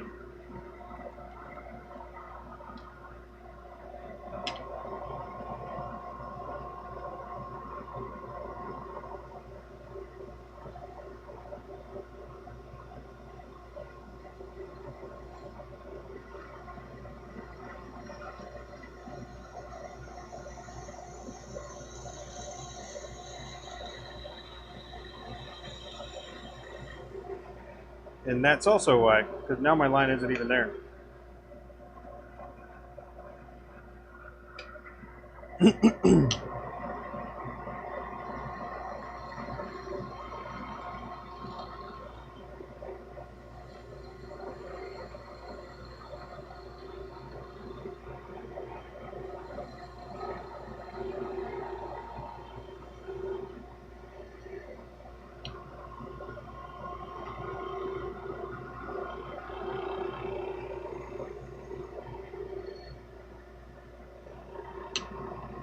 But yeah, I do the same thing for barrels. And the reason is, particularly for the barrels, is because there's a little bit of room, and that could make it to where it will turn a little wonky. You may or may not notice that this doesn't go I guess you can't see it from there. Peek over here. No, you can't. It's got the weight on it. Well, it doesn't seat all the way, and that's because I only drill to about right here, which gives me a little bit of space for the end, so I can see the diameter. And it also shoulders, so basically the mandrel goes in but doesn't go all the way deep because it's getting stopped.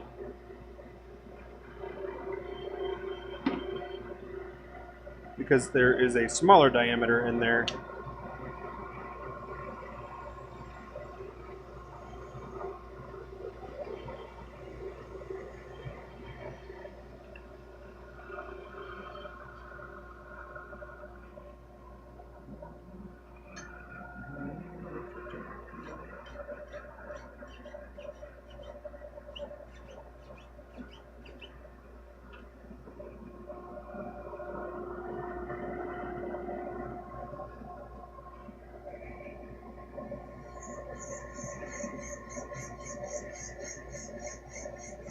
Do I use negative brake? I do not. I do not. I use the cheap ones that are, I'm pretty sure, for planers.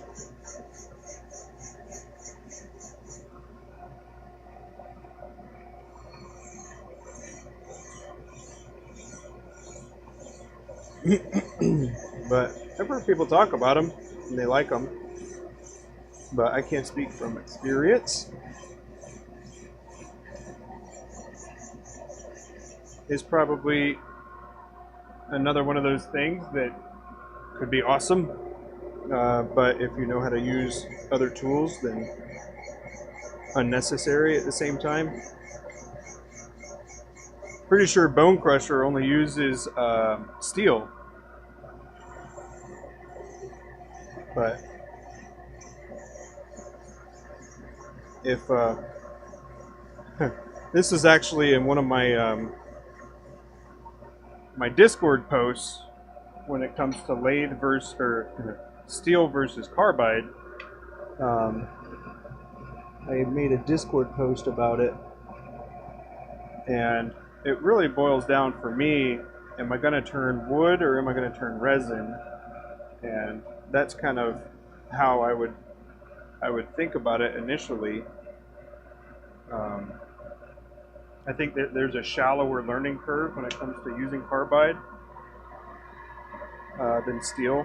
I think steel is more complicated to learn how to use, especially if you don't have anybody showing you.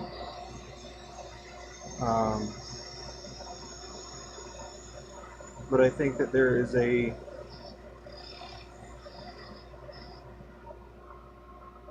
once you get like you can turn something, I think that the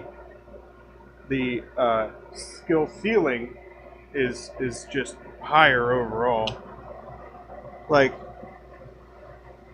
I don't have any issues taking a diamond carbide and then kind of sweeping,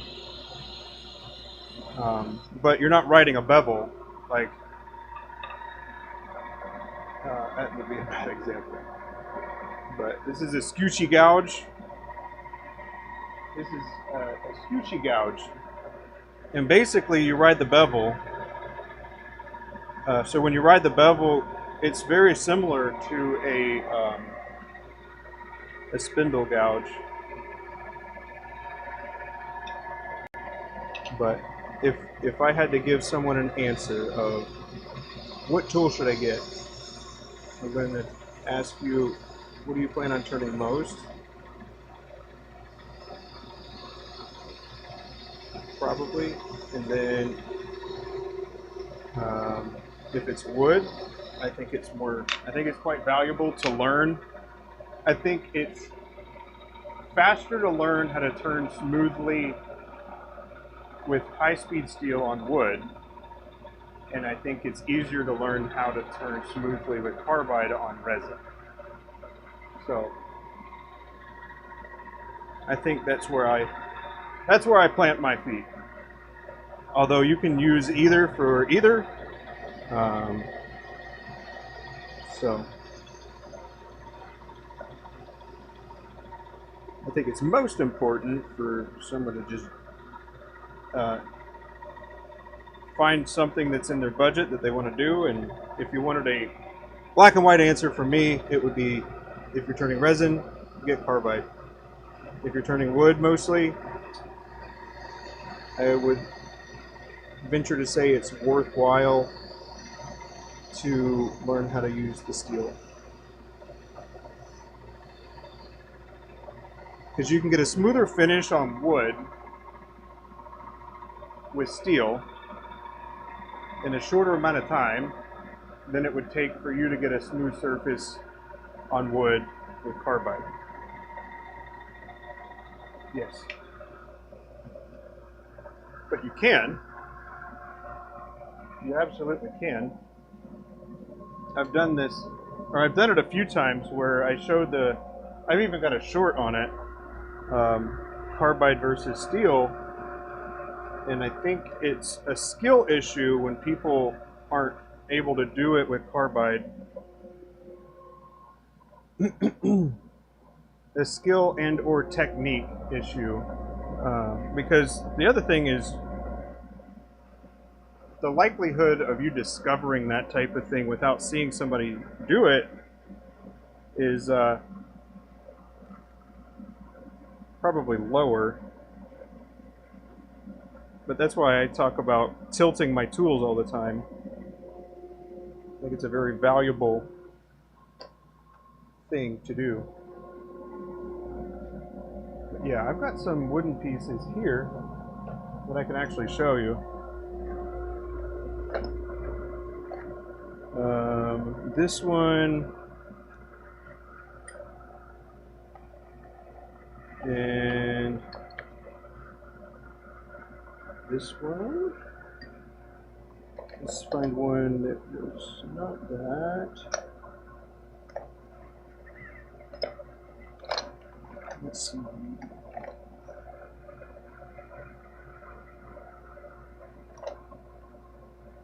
My little clip or video would probably do it better justice, but I tried a whole bunch of different tools, but I mean these here were this one was done with steel. This one was done with carbide. Let me get these other ones out of the way. Found the ones I was looking for. But there you go. So this is Honduran rosewood burl. And this is steel. This was with carbide. And it is a noticeable difference when you look at it like really close, but I'd say that it's negligible because you're still going to go sand it, most likely. But yeah, that was my cleanest pass with steel so far. And this is pretty much a standard pass for me with carbide.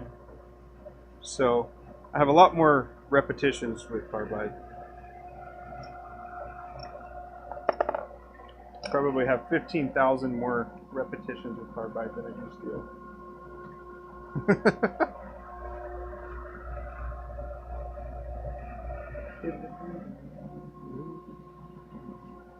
Yeah, it is. It's a really good piece of timber, as my foreign people like to say. Oh, that's beautiful timber, mate.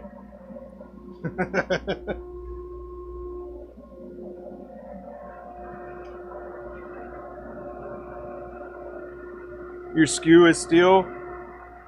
Yeah, I've even bought a couple of them. I got a cryo steel, the MT cryo steel. I was gonna do a little comparison, but you know, my skill level needs to be a little better before I can do that. And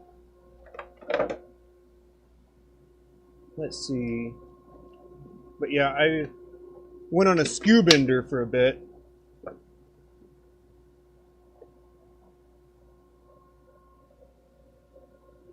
Where'd it go? Where'd the other one go, at least? There it is. No, I don't want you. Get out of here.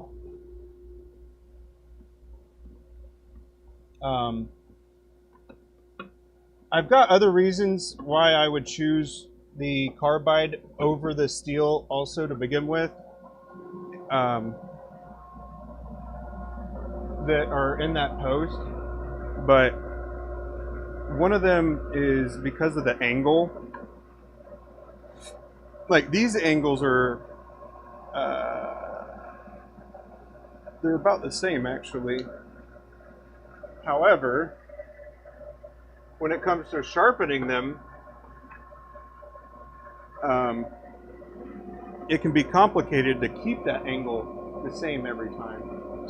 So I've got a few more SKUs, but these are, this one is basically a less expensive one of this.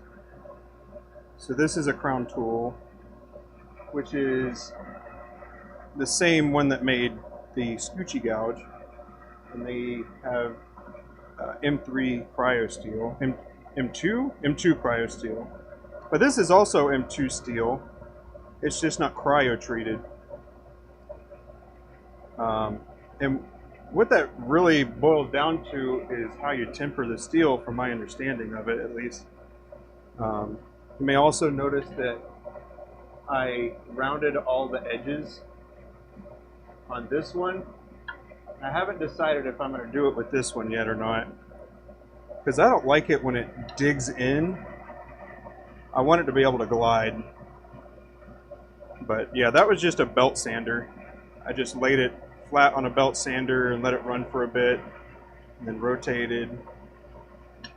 So, and then you also have another one. Put this one back. You have another SKU profile that you can use that is an oval. And I don't know if it's because of the width or because of the actual shape, but I have not really enjoyed using this. Also for this SKU, your tool rest is going to be much higher than midline, because you want to kind of come over top of it, because you're going to do a lot of peeling, but you're going to be, shoot, almost a ½ inch higher than with the carbide. But yeah, so I don't have a lot of reps with these. I've used them, obviously, but I want to keep working on them. So that is one of my little side quests, among many others.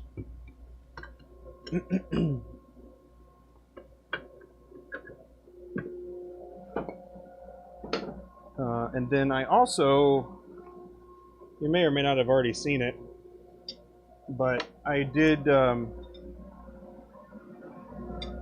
bought another set of carbide. Now, I didn't need to, because the carbide inserts are all going to be the same, but I'm running into the problem after like 6 years of swapping this little screw. This tiny little screw is not grabbing as well as it once was. So I wanted to try out the bar stock for this, so you can just roll it and it doesn't have a flat surface like this one does. And I think with that, it makes it pretty interesting, because your contact point, the tool will tell you exactly where the contact point is supposed to be. So the feedback, if you're paying attention to like your hands and what it feels like, it'll put your tool in the cutting position where it wants to be. to an extent, right? It's not just going to automatically do what you want it to do, but it'll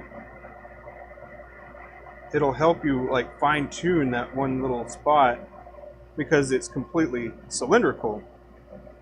And the way that it actually cuts is this rotates into the cutting edge, and then if you're going to tilt, you can, but you got to change the angle in order to accomplish that.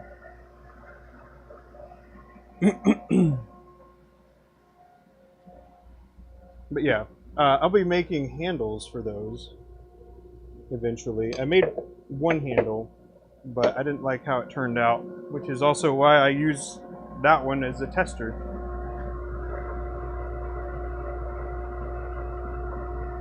Because I'm probably not going to use the pointy diamond-shaped carbide very often, because I use this one. This is my pointy diamond carbide, and it's smaller, and all I use it really for is for the honeycombs and for parting ends off. And I've never rotated that one, and I've had it for like 5 years. So probably don't need. I probably didn't need to spend whatever it costs to get all 3 of these, but I did, so they've definitely paid for themselves.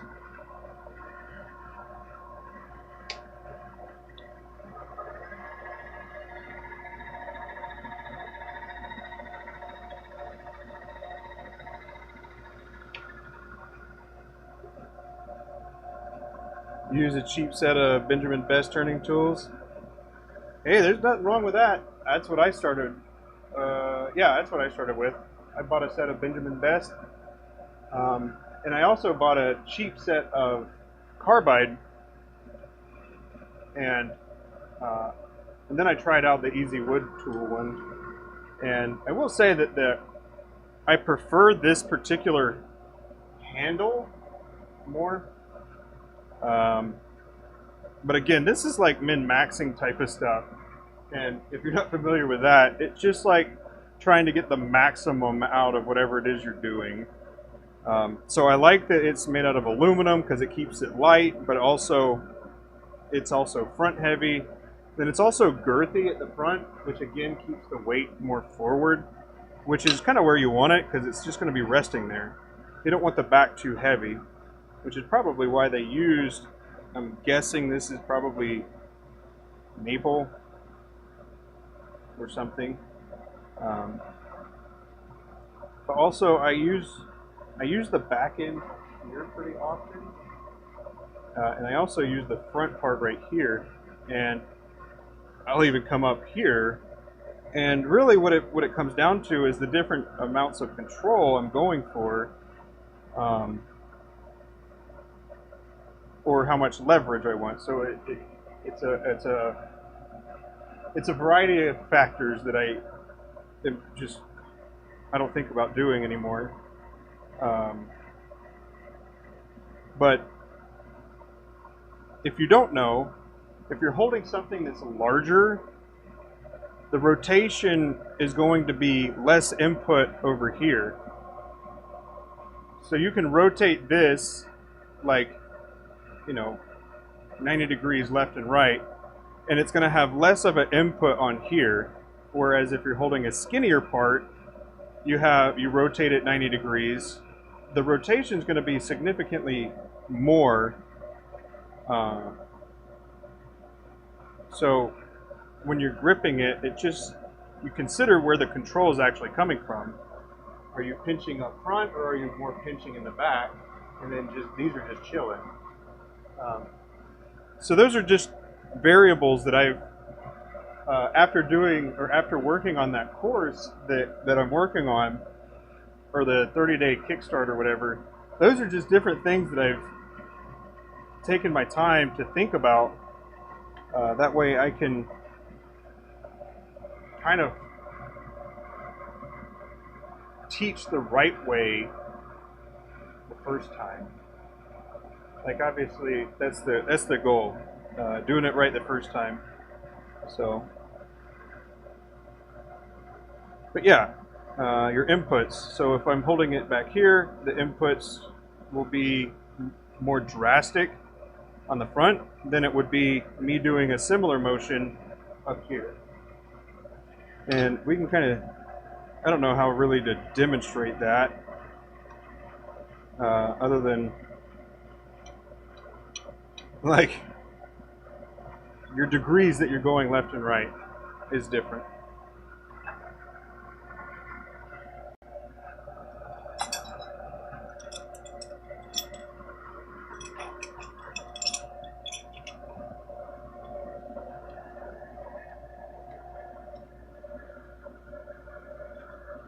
Oh, come on, catch.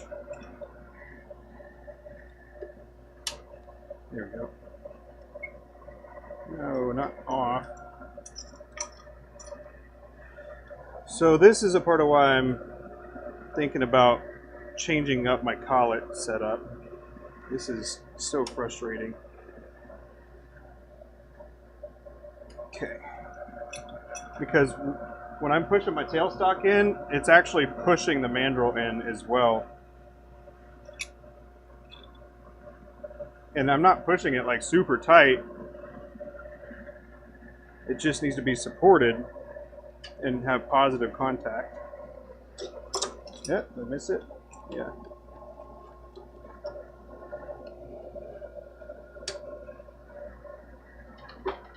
Oh.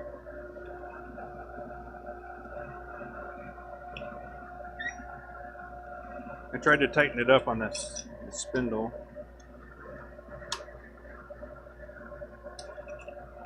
That didn't work. And then this thing, it's also like opened up a little bit, trying to get enough leverage to tighten it or loosen it.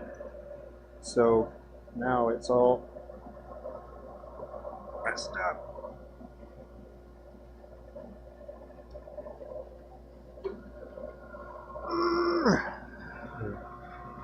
I don't want to be down here.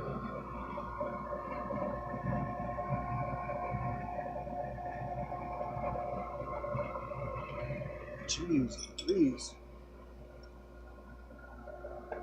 Got her on there really good. And unfortunately, it's actually this part that's causing this problem.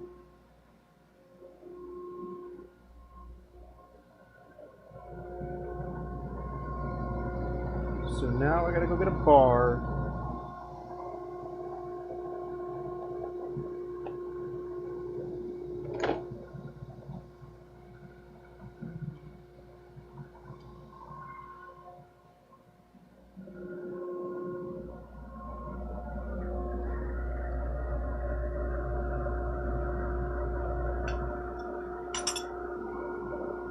Do this. Bring this over. This is gonna be my hit point. Not the tool rest. That. Boom.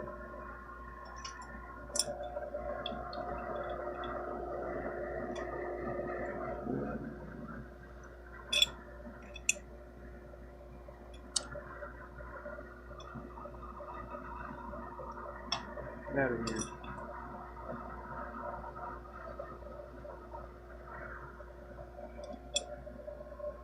Need to go this way.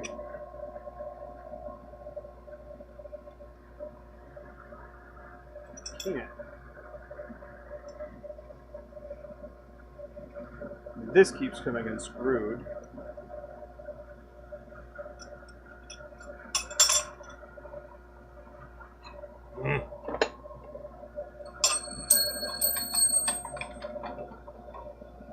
Fine. Do it your way.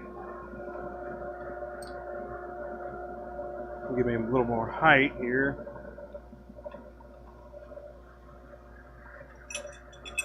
This one wasn't far enough.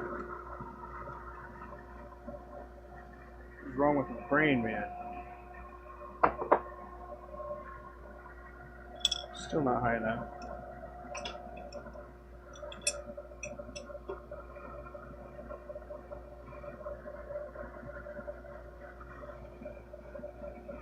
try a little percussion here.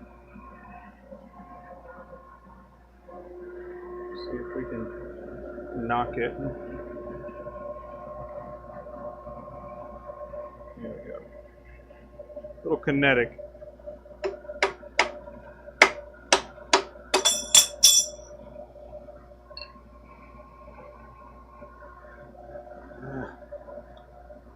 Fine. Commercial break. Right on. Take care, man. Thanks for hanging out. Watch me struggle through this.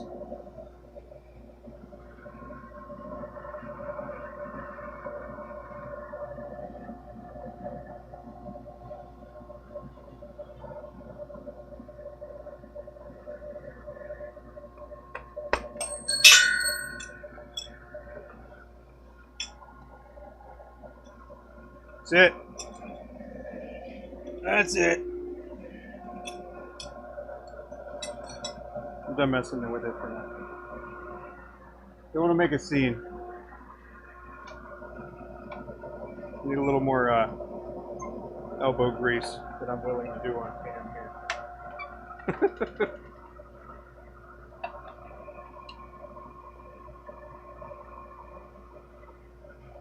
But what happens is it locks. Like it's nice until it isn't.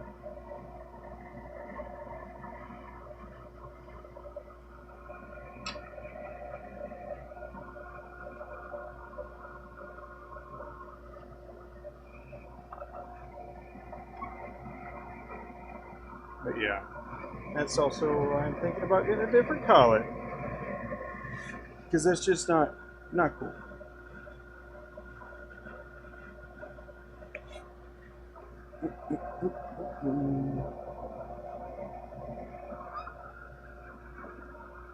But yeah, this is going to end up loosening up, unfortunately, because it's pushing it inward.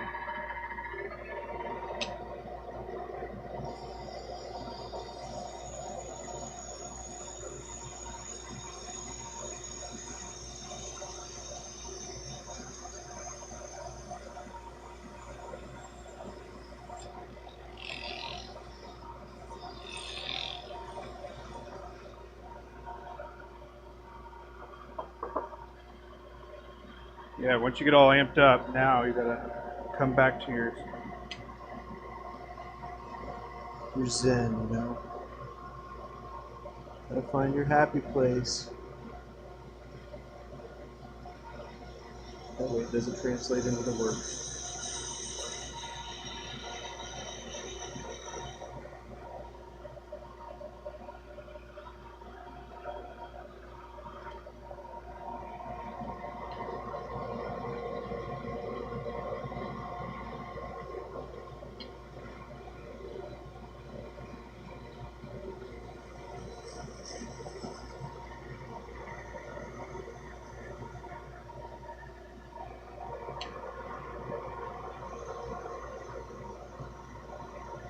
You can actually see also where the mandrel goes.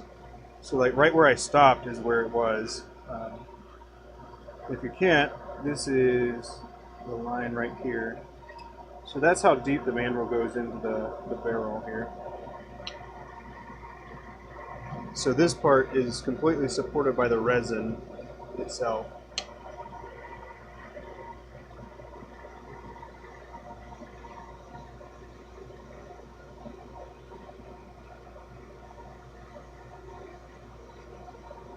And then if you had something that was weak against torsion, like rotationally, so like if this was, I don't know, if this part was just glued together, that would be a breaking point for like shearing, because glue is typically, it's resistant against pulling apart, but not when it comes to rotationally.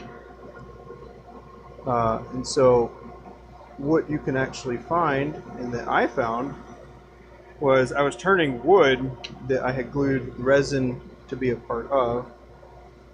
It broke because one side was turning faster than the other side when I introduced my tool. So there's almost like a lag on some things, especially when they're really long, which most people don't really encounter or think about, but that can be a factor that, you know, could be something that you run into. So just being mindful of that and then not cutting too hard would be the way to fix that or avoid it entirely.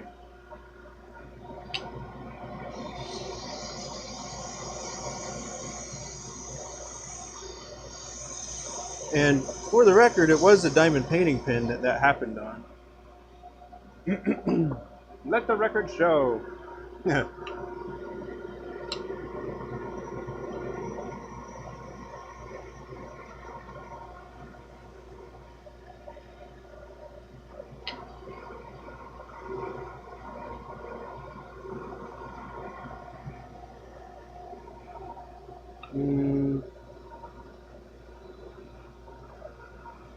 This is deceiving right here because it's like dark right here and then light right there and then at least darker or lighter, and it makes it appear that it's uneven. It's messing with me.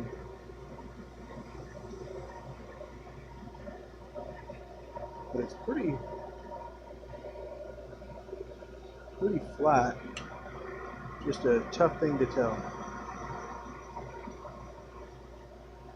But we're going to confirm it for sure.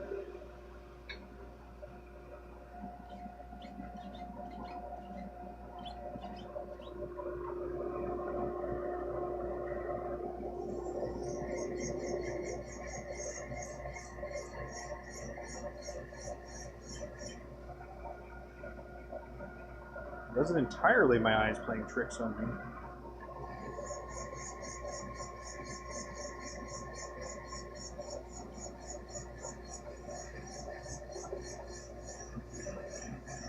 But it was so minor, I couldn't feel it with my fingers.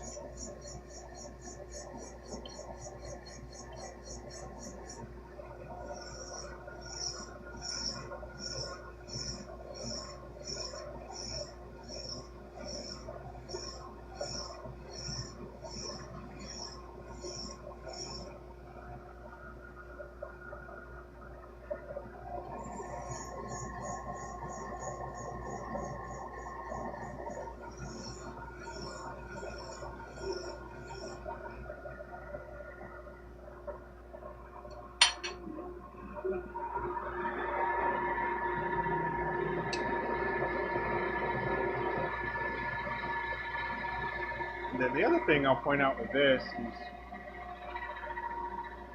I'm not going to adjust my tool rest. Side by side will be a little better. This is not as thick as this is. There we go. It's pretty minor, but it does change the angle you need to hold your tool because my tool rest is set for using the larger ones. You just got to keep in mind, or I got to keep that in mind when it comes to these things. See?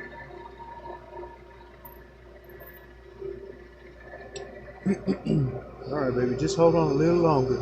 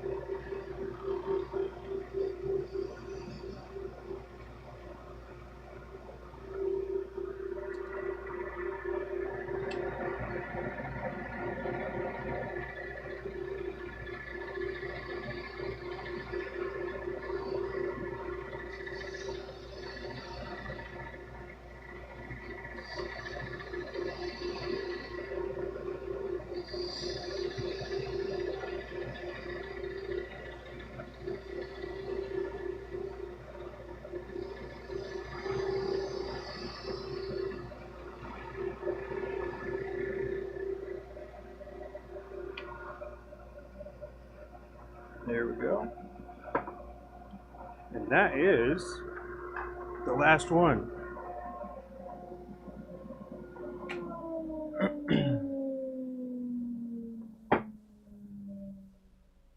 But yeah, the collet chuck shouldn't be that tight. If you're having the same problems as I have, that's not how they're supposed to be. So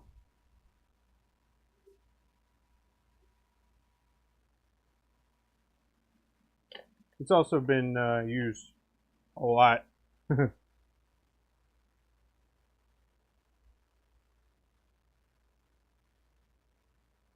that is all of them. So let's take a look. So these are the caps that I just finished. But yeah. Oh. I can do even better. Just a moment.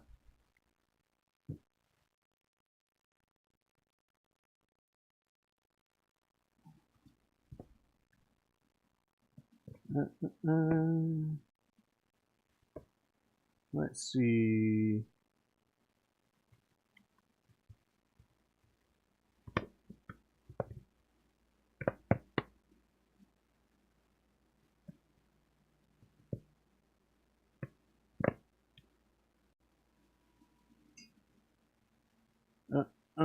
Just a moment, just a moment.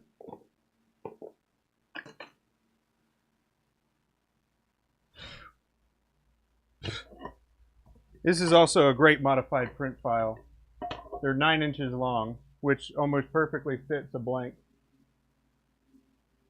Well, it does fit a blank. Yeah. So this is a regular bespoke blank. A little cheat code for blank, by the way. If you like the blank in particular, don't be afraid to buy a bespoke rod of it. That way you can kind of get a twofer.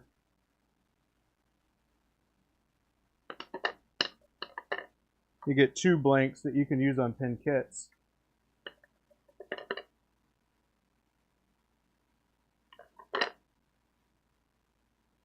Okay, there we go. There. Now they're all done. And now you can actually see the Marauder versus Guardian.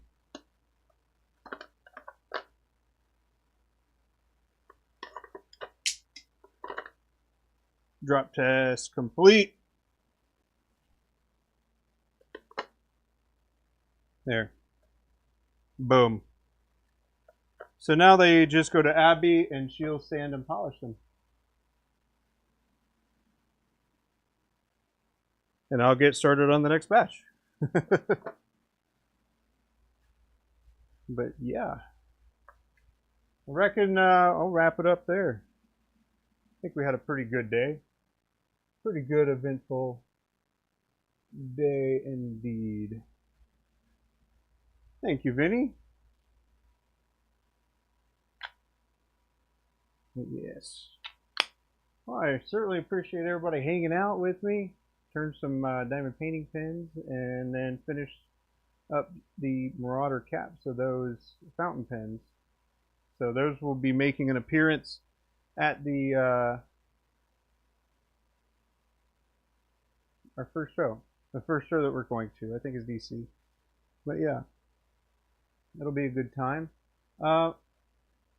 Let's see, tomorrow, I might get a stream in tomorrow as well. It'll probably be around 10 or 11 if I had to guess. I don't think I have anything else pending. But yeah.